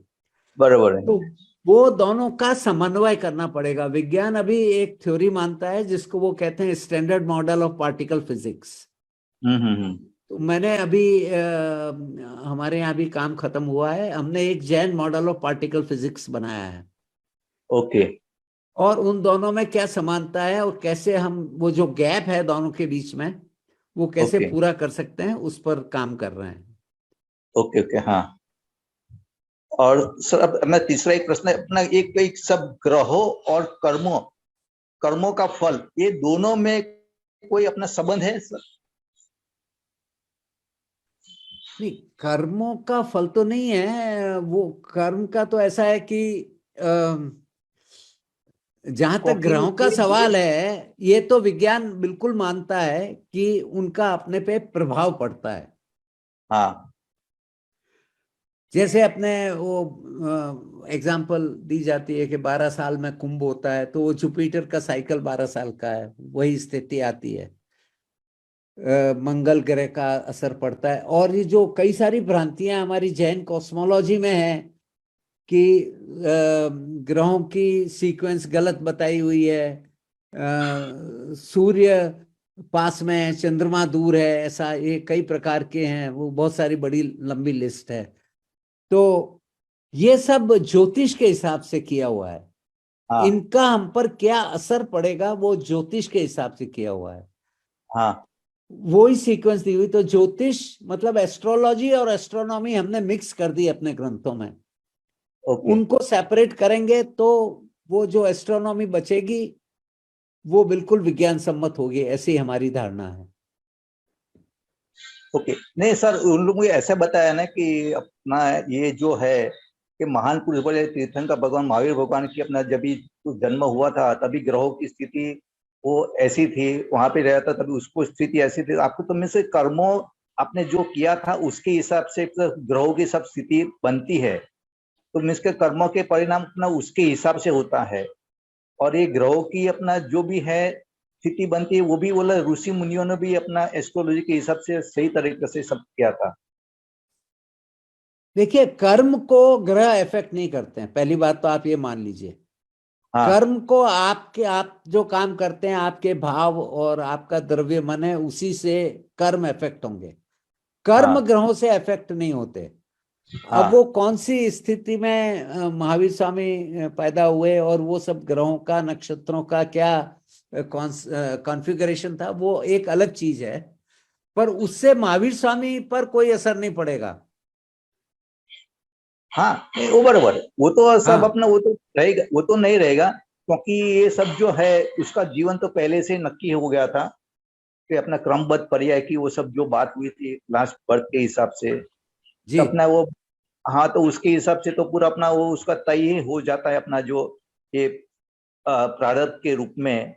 तो ये ग्रहों की स्थिति वो हिसाब से बनती है, ऐसा अपना मेरा मानना था। हाँ, वो ग्रहों का एक बायो रिद्म होता है, एक अपने शरीर में रिद्म होता है। हाँ वो रिद्म ग्रहों से कंट्रोल होता है। हाँ क्या नाम तो बताया वहां सर? तक तो विज्ञान मानती है। क्या बताया अपने बीच में आपने बायो कुछ मैं समझ में मैंने बायो सुना नहीं। रिद्म, अपने शरीर में रिद्म होता है। कब आपका ब्लड प्रेशर बढ़ेगा, कब कम होगा, कब आप ओके खुश होंगे, कब ब्रह्म मुहूर्त में क्या होता है, शाम को क्या होता है, ओके कौन से केमिकल्स बनते हैं बॉडी में। ये जो हाँ मैंने हाँ बताया, जो 24 वाला कि वहाँ प्रोटीन हाँ बनते हाँ हैं हाँ जो आपको ओके ओके ब्लॉक कर देते हैं मेटाबॉलिक एक्टिविटीज को। तो हाँ ये सब असर तो हो रहे हैं, ये ग्रहों के हाँ असर हैं। हाँ हाँ ओके वो अलग है। आप इसको एस्ट्रोलॉजी, एस्ट्रोनॉमी और कर्म थ्योरी को कंफ्यूज मत करिए, अलग अलग रखिए। Okay okay okay sir okay okay sir जी। Okay thank you. Thank you Kamlesh Shah ji. Yeah sir actually बहुत सारे लोगों ने और हाथ रेस किए हुए हैं, आई नो आपके लिए बहुत लेट है, can we it take doesn't few more? Matter, I think. Okay, thank you so much, sir. Sakshi Beji, do you want to unmute and ask your question? Yeah, yes, ma'am. Hello, sir. I just wanted to ask कि आपका जो भी research work है वो based है theoretical है, तो क्या हम ऐसी एक्सपेरिमेंटल लैब्स इंडिया के हर सेक्टर्स में ओपन करें और वहाँ पे कई ऐसी चीज एक्सपेरिमेंटली प्रूव करके बताए कि जैसे हम हमारे शास्त्र में जिनवानी के अकॉर्डिंग बोलते हैं कि रात के बाद नहीं खाना चाहिए, ये जो भी ये सब कॉन्सेप्ट्स है जो हम साइंटिफिकली रिलेट कर रहे हैं, उसको क्या हम एक्सपेरिमेंटली हर लैब्स में प्रूव कर सकते हैं ताकि लोग वहां पे आके विजिट करें और वो रिलीजियस को साइंस से रिलेट करके खुद देख पाए। तो इससे एक टाइप ऑफ इन्वॉल्वमेंट होंगी लोगों के मन में। और जैसे मेरा मास्टर्स हुआ तो उसके बाद I wanted to do something in the field of something related to Jainism and physics research में, पर मुझे कोई ऐसा गाइड नहीं मिला या मुझे कोई सोर्स नहीं मिला जिसके पास मैं ऐसा कर पाऊँ। तो क्या हम ऐसा कर सकते हैं सर? बिल्कुल कर सकते हैं और वही हम कर रहे हैं। आप अवश्य जुड़िए, हमको भी स्कॉलर्स की आवश्यकता है। अभी हम दो चीजों में काम कर रहे हैं एक्सपेरिमेंटली।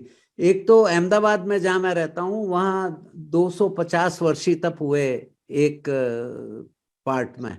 तो हम उनके फिजियोलॉजिकल और साइकोलॉजिकल इफेक्ट्स क्या हैं वो अध्ययन कर रहे हैं। हमारे साथ दो स्कॉलर्स जुड़े हुए हैं, एक अशेषा पारीख और एक अंकिता शाह। वो उन्होंने सब उसका प्रोफॉर्मा वगैरह बनाया है।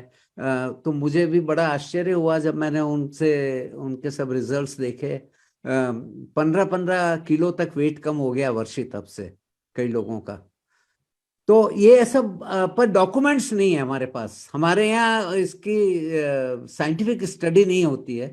तो हम एक तो इस प्रकार की फील्ड वर्क कर रहे हैं, तपस्या का क्या इफेक्ट होता है, मेडिटेशन का क्या इफेक्ट होता है। डॉक्टर संचेती साहब जुड़े हुए हैं हमारे ग्रुप में। करीब 50-60 स्कॉलर्स वर्ल्ड वाइड जुड़े हुए हैं, जो टॉप लेवल के स्कॉलर्स हैं, डॉक्टर्स हैं, साइंटिस्ट हैं, जैन स्कॉलर्स हैं, साइकियाट्रिस्ट हैं, वो सब। तो एक हम कर्म थ्योरी पे काम करना चाहते हैं, क्योंकि दुनिया में कर्म थ्योरी पे कोई बिलीव करता नहीं है एक्चुअली, फ्रैंकली। अगर करते, क्योंकि कर्म थ्योरी के दो कॉन्सिक्वेंसेस हैं। एक कॉन्सिक्वेंस तो ये है कि जिसके साथ जो हो रहा है तो वो उसी के कर्मों का फल है, तो दूसरों को ब्लेम नहीं करना चाहिए। और दूसरा ये है कि कोई आदमी जो कर्म थ्योरी में बिलीव करेगा वो फिर गलत काम नहीं करेगा। तो आप देखिए दुनिया में कितने लोग कर्म थ्योरी पे बिलीव करते हैं, आई डोंट नो। तो हम उसको प्रूव करना चाहते हैं और हमने थोड़ा काम भी किया इस पे। जो 4 घाती कर्म हैं उनका पाथवे अलग है। जो अघाती कर्म है, 4 नाम कर्म और आयुष कर्म और ये गोत्र कर्म और सो ऑन, तो इनका पाथवे इलेक्ट्रोकेमिकल है और वो जाके हर सेल को अफेक्ट करते हैं और उसका मैकेनिज्म अलग है। और जो घाती कर्म है 4, उनका न्यूरोफिजियोलॉजिकल इफेक्ट है, न्यूरॉन्स एक्साइट होते हैं, उनसे किस प्रकार कर्म बनते हैं बिगड़ते हैं, इस पे काम कर रहे हैं। तो ये सब एक्सपेरिमेंटली प्रूव, जो आप कह रहे हैं बिल्कुल सही है कि एक्सपेरिमेंट्स द्वारा प्रूव किया जा सकता है, ताकि हमको उसकी डिटेल समझ में आए। जो देखिए 2 चीजें हैं अपने जैन शास्त्रों में। एक तो ये है कि जो गौतम स्वामी ने प्रश्न पूछे उन्हीं का जवाब दिया महावीर स्वामी ने। 36,000 प्रश्न है भगवती सूत्र में, पर ऐसा लेक्चर नहीं दिया कि ये आज मैं कॉस्मोलॉजी के बारे में A to Z बताऊंगा। अगर वो पूछते हैं कि जम्बू द्वीप कहाँ है, तो वो उतना ही बताते हैं कि जम्बू द्वीप कहाँ है। पर अभी जो हमारा दृष्टिकोण है, हम एक वस्तु के बारे में सब प्रकार से जान सकते हैं अगर हम एक्सपेरिमेंट करें या थ्योरी करें या विज्ञान से करें। वरना जो आप शास्त्र पढ़ेंगे तो it's like a jigsaw puzzle. कुछ कुछ प्रश्नों के उत्तर दिए हैं भगवान ने, सब प्रश्नों के उत्तर नहीं दिए, सब प्रश्न पूछे भी नहीं गए। और प्रश्न भी उस वक्त अलग थे, आज के प्रश्न अलग हैं, आज के जीवन शैली के हिसाब से, आज के संदर्भ में, आज जो हम जानते हैं उसके जो इम्पोर्टेंस देते हैं उसके हिसाब से। तो ये बहुत जरूरी है जो पॉइंट आपने रेज किया। अवश्य हम एक्सपेरिमेंट कर सकते हैं। हमने ऐसे 10-15 मॉड्यूल बनाए हैं जो हम ले सकते हैं एक्सपेरिमेंटल रिसर्च के लिए। और अभी तो बहुत आसान है कि हमको अपनी लेबोरेटरी बनाने की भी आवश्यकता नहीं है, क्योंकि गवर्नमेंट ऑफ इंडिया ने कहा है कि जो जो गवर्नमेंट के इंस्टीट्यूशन है वहाँ जो जो इक्विपमेंट हैं वो पब्लिक के लिए खोल दिए जाएं और आप पैसा चार्ज कर सकते हैं, 1,000 रुपीज और वट एवर अमाउंट। लेकिन आपको वो जो जिसको मेजरमेंट करना है वो करके देने पड़ेंगे, क्योंकि ये पब्लिक मनी यूज की गई है।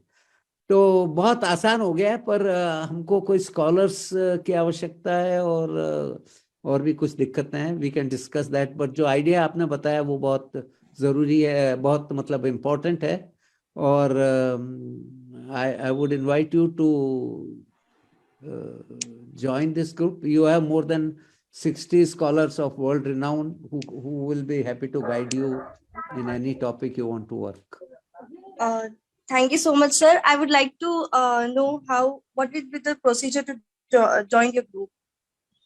आप एक प्रोसीजर तो मैंने अपना ये डाल दिया ईमेल यहाँ पर, आप मेरे को लिख दीजिए. Purvi Dave is looking after our academy. You can contact her. Vishal ji आपको उनका नंबर दे देंगे. या श्योर सर, जी, I will share the number of Purvi ji. विशाल जी भी हमसे जुड़े हुए हैं, आप विशाल जी को बता दीजिए. And we are also looking for scholars. हम सब मिलकर ही काम कर सकेंगे because it is very challenging and very big work. Okay, sir. Thank you so much. Hello hello hello, हाँ जी, हेलो. हाँ, मैं कांतिलाल साकला बोल रहा हूँ. हाँ जी कांतिलाल जी, आप पूछिए हाँ, अपना मेरा क्वेश्चन. प्रश्न है, ये आगम में जो बताया है जम्बू द्वीप, मेरू पर्वत, तो ये भौगोलिक दृष्टया कहाँ पर है अभी? सर इस पे 7-8 स्कॉलर्स ने हमारे मिलके 1 साल तक काम किया है. और हमने हम प्रोसीडिंग्स प्रिंट करते हैं जैन एकेडमी ऑफ स्कॉलर्स की, जेएस की प्रोसीडिंग्स. उसका पूरा इश्यू उस पे डिवोट किया गया है. पहले आप उसको देख लीजिए कि जम्बू द्वीप कहाँ पर है और ये मेरू पर्वत कहाँ पर है. ये सब उसमें डिस्कस किया हुआ है. आप अगर अभी तो भौगोलिक दृष्टया हम 6 खंड और पृथ्वी का भी जो नक्शा मैप है उतना ही जानते हैं. आगम में जो लिखा है वो तो बहुत अलग अलग बताया कि पृथ्वी सपाट है, थाली के जैसी, और जम्बूद्वीप है, मेरू पर्वत है, हम लोग कहाँ है. तो ये सब अभी दिखता नहीं ना कहीं. तो विज्ञान ने खोजा नहीं क्या ये फिर? नहीं, ऐसा कुछ नहीं कि विज्ञान ने खोजा नहीं. आप इसको मानिए नहीं मत कि विज्ञान ने खोजा नहीं है. आप पहले जो विज्ञान ने खोजा है उसको जानिए, और उसके बाद में हो सकता है विज्ञान ने खोजा नहीं है, पर जो विज्ञान ने खोजा है वहां तक तो सहमति होनी चाहिए ना. हाँ, वो तो सम्मति है ना. अभी जो आज हाँ. का नक्शा दिख रहा है पृथ्वी का पूरा, उतना तो हम समझ गए हैं. लेकिन ये तो बुद्धि के आगे है ना, जम्बूद्वीप. आप उसको एज्यूम मत करिए कि बुद्धि के आगे है. ऐसा अच्छा. कुछ है नहीं जो बुद्धि के आगे है. वो मतलब हमने मान लेना वो है. नहीं, आप मानिए मत. आप उसका अध्ययन करिए और फिर आपको लगे कि विज्ञान वहां नहीं पहुंचा है, तो विज्ञान ने तो अपने सूर्यमंडल के बाहर भी जाकर के सब 3-4 हजार ग्रहों की खोज की है, गैलेक्सी की खोज की है, और क्लस्टर ऑफ गैलेक्सी की खोज की है. ब्रह्मांड के बारे में तो विज्ञान ने, मैं ये नहीं कहता कि उनको संपूर्ण ज्ञान है या उन्होंने सब पता लगा लिया, लेकिन विज्ञान ने जो पता लगाया वो बहुत कुछ है. वहां तक तो सहमति बननी चाहिए. तो आपसे हम अलग से डिस्कस करेंगे. आप पूर्वी को लिखिए, वो आपको भेजेगी ये प्रोसीडिंग्स. अच्छा. तो कांतिलाल उसके जी, अंदर शुक्रिया. जम्बू द्वीप का प्रश्न और ब्रह्मांड, ये 2 प्रश्न हमने सॉल्व करने का प्रयत्न किया है. तो सर इसमें सबसे बड़ा प्रॉब्लम ये है कि जैसा मैंने पहले भी कहा संक्षेप में, कि हमारे ग्रंथों में हमने एस्ट्रोलॉजी और एस्ट्रोनॉमी और रिलीजन, ये तीनों मिक्स करके ग्रंथ लिखे हुए हैं. हाँ. आप अपने जो जैन धर्म के, जैसे इसमें लिखा है महाविदेह क्षेत्र है, वहां श्रीमंदर स्वामी है, वो एक रिलीजियस चीज है, उसको आप अलग रखिए. वो आप मानिए, मैं उसके अगेंस्ट में नहीं बोलता. फिर लिखा है कि वो सबसे पहले सूर्य नजदीक है, फिर चंद्रमा है, फिर मंगल है, फिर ऐसा है. उसकी सीक्वेंस अलग दी हुई है जो वास्तविक सीक्वेंस है. तो ऐसा नहीं है कि उन लोगों को पता नहीं था कि वास्तव में क्या सीक्वेंस है ग्रहों की. वो एक ज्योतिष के हिसाब से अलग सीक्वेंस बनाई उन्होंने, because of their effect on human beings. वो टाइडल इफेक्ट से गवर्न होती है. उनका हमारे शरीर पर टाइडल इफेक्ट क्या होता है, उसके फॉर्मूला वगैरह है सब. तो वो सीक्वेंस, तो आप एस्ट्रोलॉजी अलग करिए, रिलीजन को अलग करिए, फिर आपके पास में प्योर ज्योग्राफी बच जाएगी. फिर आप देखें कि उसमें काफी समानता है. हाँ, भौगोलिक दृष्टया ये कहाँ पर है, ये अभी तक कहीं स्पष्ट नहीं है, इसलिए कंफ्यूजन है उसका। हाँ, तो आप जरा देखिए, ये हमने करीब 5-6 स्कॉलर्स, 7-8 स्कॉलर्स ने 1 साल तक इस पे काम किया है, और जो हमें समझ में आया वो लिखा है, वो आप देखिए। आपको शायद आपके ये संदेह दूर हो जाएंगे। दूसरा, ये प्रलय के बारे में क्या मत है आपका? प्रलय प्रलय तो होता ही रहता है साहब, 6 बार हो चुका है, 5 बार हो चुका है पृथ्वी पर। अच्छा अच्छा। अब ये 6ठी बार होने वाला है, और ये मैन मेड प्रलय होगा। हाँ। तो इसके ये एक हमने आर्टिकल लिखा है सृष्टिवाद पर, वो देखिए आप। जो हम ज्योग्राफिकली, मैं वैज्ञानिक दृष्टि से बात कर रहा हूं कि पृथ्वी 4.5 बिलियन ईयर्स ओल्ड है, पर पिछले 550 मिलियन ईयर, 550 मिलियन ईयर्स में पृथ्वी पर 5 बार प्रलय हो चुका है। इसके एविडेंस है हमारे पास। जो एक तो वही है जो आपको पता है कि जिसमें डायनासोर मर गए थे। तो खाली डायनासोर का संहार नहीं होता, 70% ऑफ द स्पीशीज डाइड। मतलब जितनी प्रजातियां हैं उसके 70% उसके पहले एक परमो ट्राइसिक हुआ था, उसमें 90% प्रजातियां नष्ट हो गई। तो ये तो नेचर का रास्ता है। हाँ, वो तो, हाँ बराबर, हाँ, नेचर का साइकिल है, ये तो होता ही रहता है और होने वाला है। अभी जो होने वाला है वो जो अपन ये ग्रीन हाउस इफेक्ट के गैसेस और कार और रेफ्रिजरेटर और ये यूज कर रहे हैं, इसकी वजह से होने वाला है। प्रदूषण की वजह से होने वाला है। हेलो। Yeah. हेलो। हाँ, thank you sir. Hello. Thank you, sir. Mahendra bhai, can I Yes. request you to unmute yourself and ask your question? Hello, sir. जी, I have a question. We have found the DNA composition, and by DNA composition we can know whether there is a human being, gents or ladies or पशु क्या है, वो DNA से पता चलता है। तो DNA से कंप्यूटेशन और कॉम्बिनेशन के करके 84 lakhs आना चाहिए, क्योंकि दोनों में बताया है, सब इंडियन रिलीजियन में बताया है कि टोटल जीव योनि 84 lakhs है। तो वो कितना फिगर आता है, that is I am interested कि हाउ मेनी पॉसिबिलिटीज। वो बहुत करीब है। अभी तक जो बायोलॉजी ने जो प्रजातियां खोजी है वो 87 lakhs हैं। मेरा एक पेपर है जो जैन जर्नल में आया है अभी जुलाई महीने में, वो पढ़िए आप। अच्छा। हम क्या करते हैं कि जो भी काम करते हैं वो पब्लिश करते हैं, ऑथेंटिक हो जाए, ताकि उस पे सब लिखा हुआ पेपर रहे। का नाम क्या है सर? सृष्टिवाद। ओके। वो कलकत्ता से पब्लिश होता है, जैन जर्नल। उसका जुलाई इशू, आप जाएंगे jainbhavan.com में गूगल पे, तो आपको ये सारे पुराने इशू मिल जाएंगे।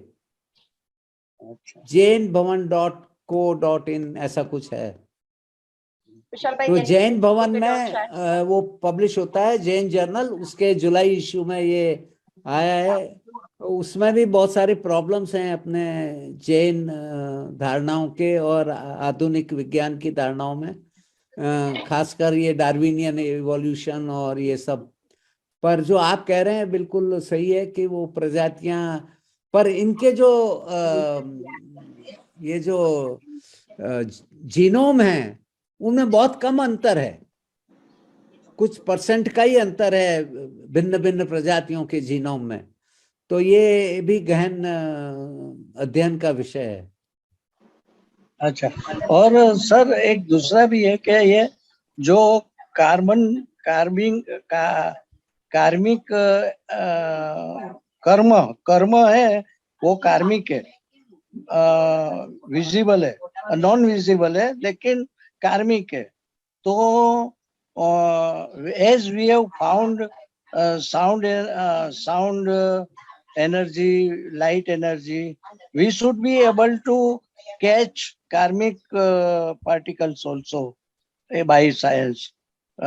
These karmic particles are there, which gives karma. जो अपने को कर्म बंधन होते हैं, वो कार्मिक पार्टिकल्स पकड़ने का साइंस काम कर सकती है. आपकी बात बिल्कुल सही है, वो कर सकती है, लेकिन कर्म के जो कर्माणु हैं वो चतुर्स्पर्शीय होते हैं, और हमारे जो इंस्ट्रूमेंट हैं अभी तक विज्ञान के इंस्ट्रूमेंट हैं वो सब अष्टस्पर्शीय हैं, जो अपने विजिबल मैटर को ही देख पाते हैं. तो ये अध्ययन के लिए बहुत अच्छा है. इसमें भी आपको काफी हमारे कुछ लोग काम कर रहे हैं, तो आप उसका अध्ययन कर सकते हैं, जुड़ सकते हैं. और आपकी बात सही है कि इनका भी अध्ययन करना चाहिए. Yes, sir. Thank you, Mahendra bhai. Ji. Sorry, anything else you want to ask, Mahendra bhai? No, okay. Yeah, very valid questions. Next, we will move to Sanjay Shah ji.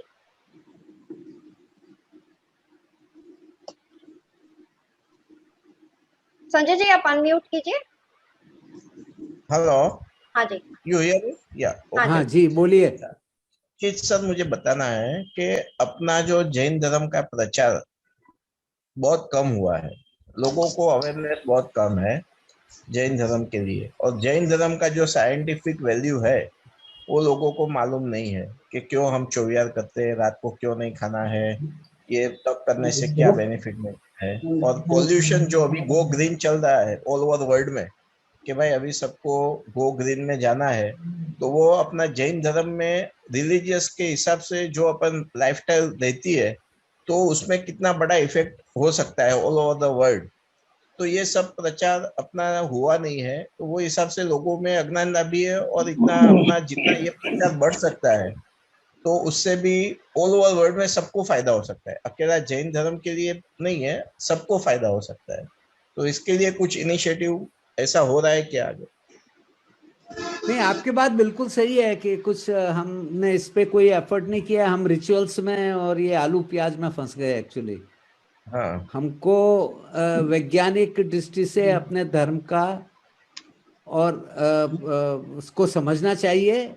और हमको ये जो जैनों की संख्या भी बहुत कम हो रही है जैसा मैंने कहा, और हमको दूसरे लोगों को कन्विंस करना पड़ेगा. अगर पृथ्वी पर अपनी सभ्यता को बचाना है, मानव सभ्यता को रखना है ग्रीन हाउस इफेक्ट वगैरह से बचा के, तो हमको जैन धर्म ही एक है ऐसा धर्म जिसमें सबके सॉल्यूशन दिए हुए हैं. तो पर इस पे काम हो नहीं रहा है, और जैन समाज इस पे कुछ विशेष चिंतित नहीं है. तो वो बात आपकी बिल्कुल सही है, हमको करना चाहिए. और हमारी जो संस्था है वो यही कर रही है, इस गैप को ब्रिज करने की चेष्टा कर रही है.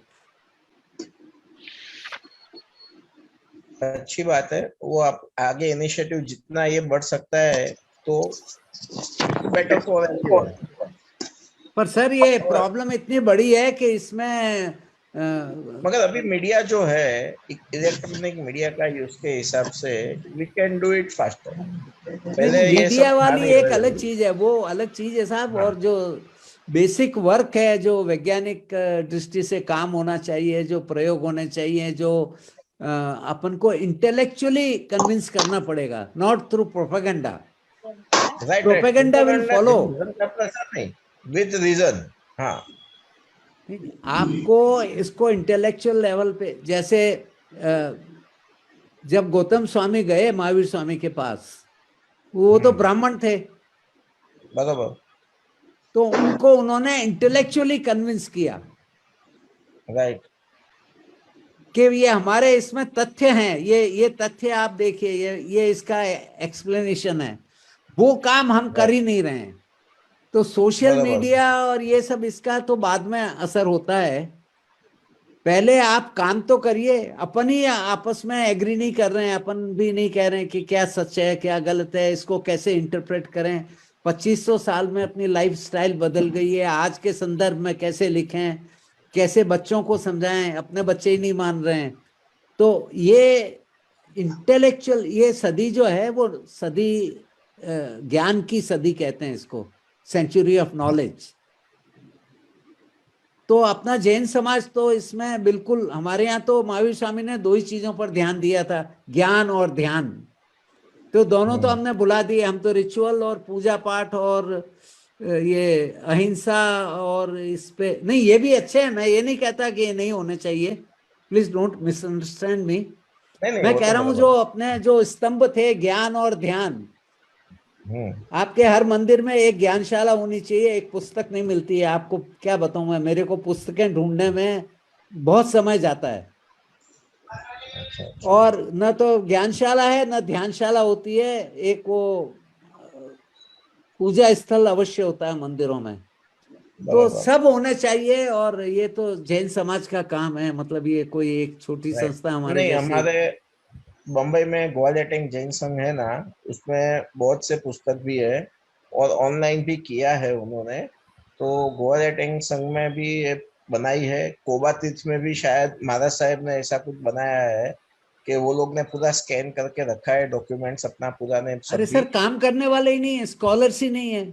आप क्या, ये कौन पढ़ेगा? वो महाराज से मैं मिल के आया अभी कुछ दिन पहले, अच्छा। अभय सागर जी से। उन्होंने मेरे को हाँ। कहा कि मेरा जीवन का उद्देश्य है सबकी समरी करके मैं इसको कंप्यूटराइज करके ताकि कोई भी निकाल सके। तो मैंने उनको यही पूछा कि इसको पढ़ेगा कौन, ये तो बताओ आप। बराबर है। आप कर रहे हैं अपना काम। Right right right.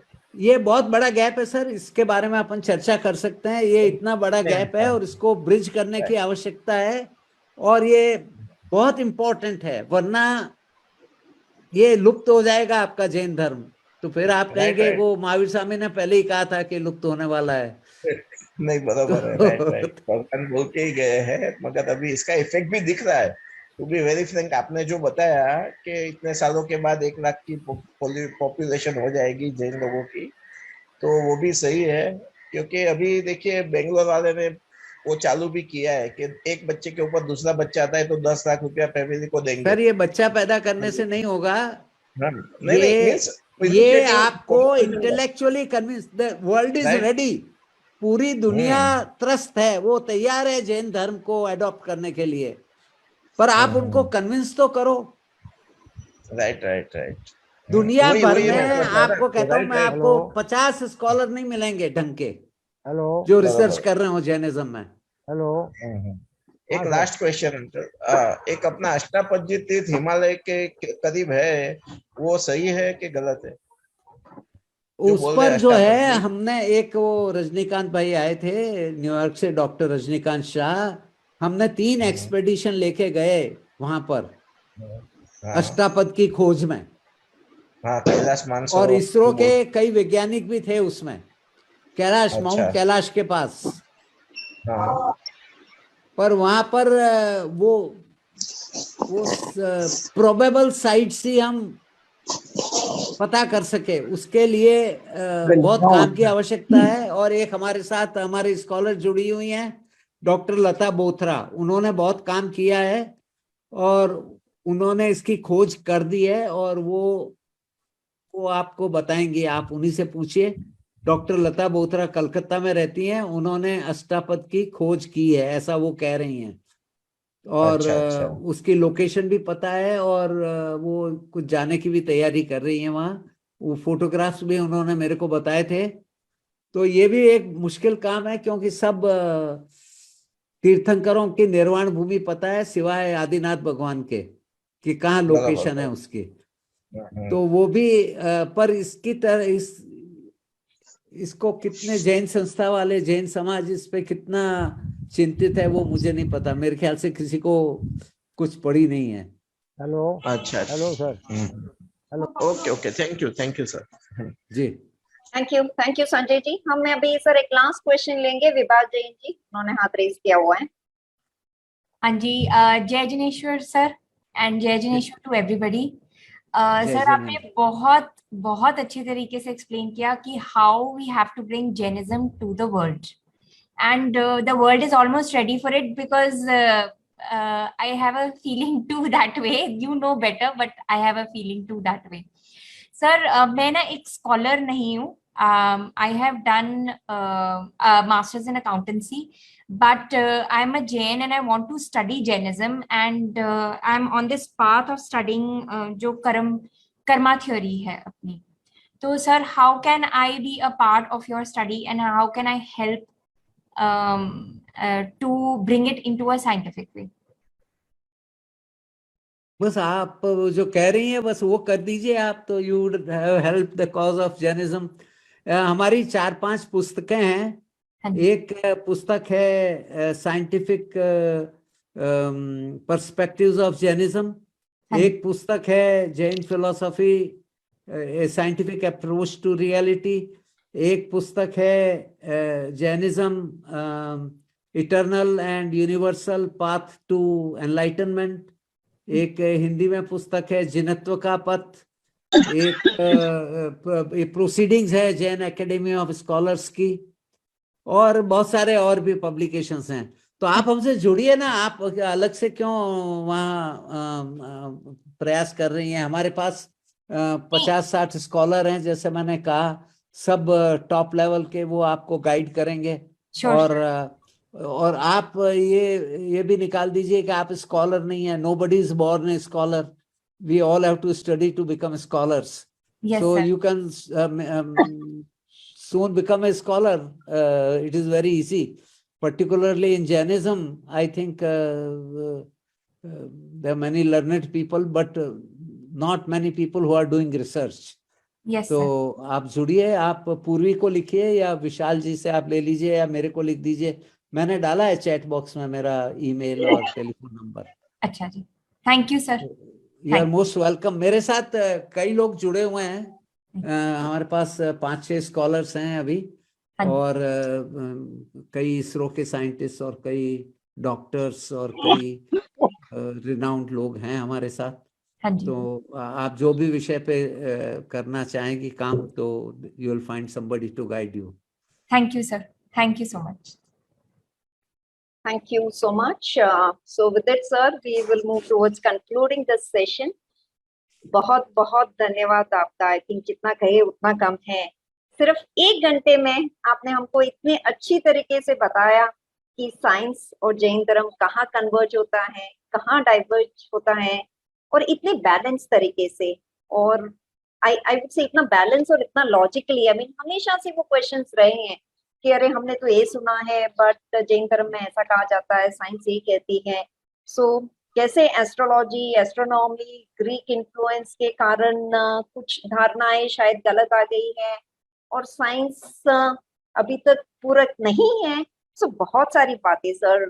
सो जैसे आपने बताया कि सिमिलैरिटीज क्या क्या है. I mean like we never thought of कि karmavad and law of causality is same, parasparopagraha jivanam and the principle of coexistence is same. या फिर सबसे the most important and most exciting thing for me was च द्रव्य, जो हमने सोचा कि हमेशा एक जैन कॉन्सेप्ट है और उसका कोई पैरेलल ही नहीं है. And that is law of conservation in science. So there is yes one way there is so much to learn by associating with you and your team. I believe there is lots that can be done. और आपने बहुत ही सही बात बताई कि ये काम अकेले का नहीं है, एक काम छोटे ग्रुप का नहीं है, हमें पूरी कम्युनिटी को साथ में आना है. बिकॉज एक हमारे पास एक ऐसी धरोहर है, और यदि हम उसको लॉजिकली लेके जाए, अपने सारे डिफरेंसेस पीछे छोड़ के, अपनी धारणाएं पीछे छोड़ के, if we start moving with an open mind, I think we can make a lot of difference. So we are really blessed, fortunate and humbled to have your presence here, and thank you so much for sharing your thoughts on varied topics. I would really request everybody who has joined us today on this session live, and those who would be watching the recording as we would be sharing it on different platforms, that please associate with Jain Academy of Scholars. जिस भी तरह से आप contribute कर पाए, I mean as a scholar, as a student, by reading, by approaching people financially, whichever way that you can contribute, please do come forward. I think this is the need of the hour. जैसा कि किसी ने बताया कि हम social media use कर सकते हैं, हम प्रोपगेट कर सकते हैं, because we know Jainism is scientific, but वो बेसिस चाहिए. People will ask for proof, बताओ कहाँ है, कहाँ एक्सपेरिमेंट्स है. So that's exactly what this team is doing. So I would really request once again to everyone to come forward. We would have all the details for you to connect with this group of scientists and scholars actually, and also common man. As sir ने जैसे last point में बताया कि आपको कोई scholar होने की जरूरत नहीं है, आपको scientist होने की जरूरत नहीं है, सिर्फ चाहिए तो जिज्ञासा, सिर्फ चाहिए तो एक open mind कि हमें इस चीज पे काम करना है, and that willingness. So with that, I would request everyone to come forward, support, and thank you so much, sir, once again for giving your valuable 2 hours to us. I think ये तो एक झलक थी. बहुत कुछ सुनने को और सीखने के लिए बाकी है. हम चाहेंगे कि आप वापस आए हमारे साथ में और नॉलेज शेयर करें, and I'm sure a lot more people who want to do, क्योंकि उन्हें पता ही नहीं है और हमें भी पता नहीं था, to be honest. Okay, thank you Vishal bhai for organizing this session, and thank you everyone in the audience for joining us. आप है तो हम हैं.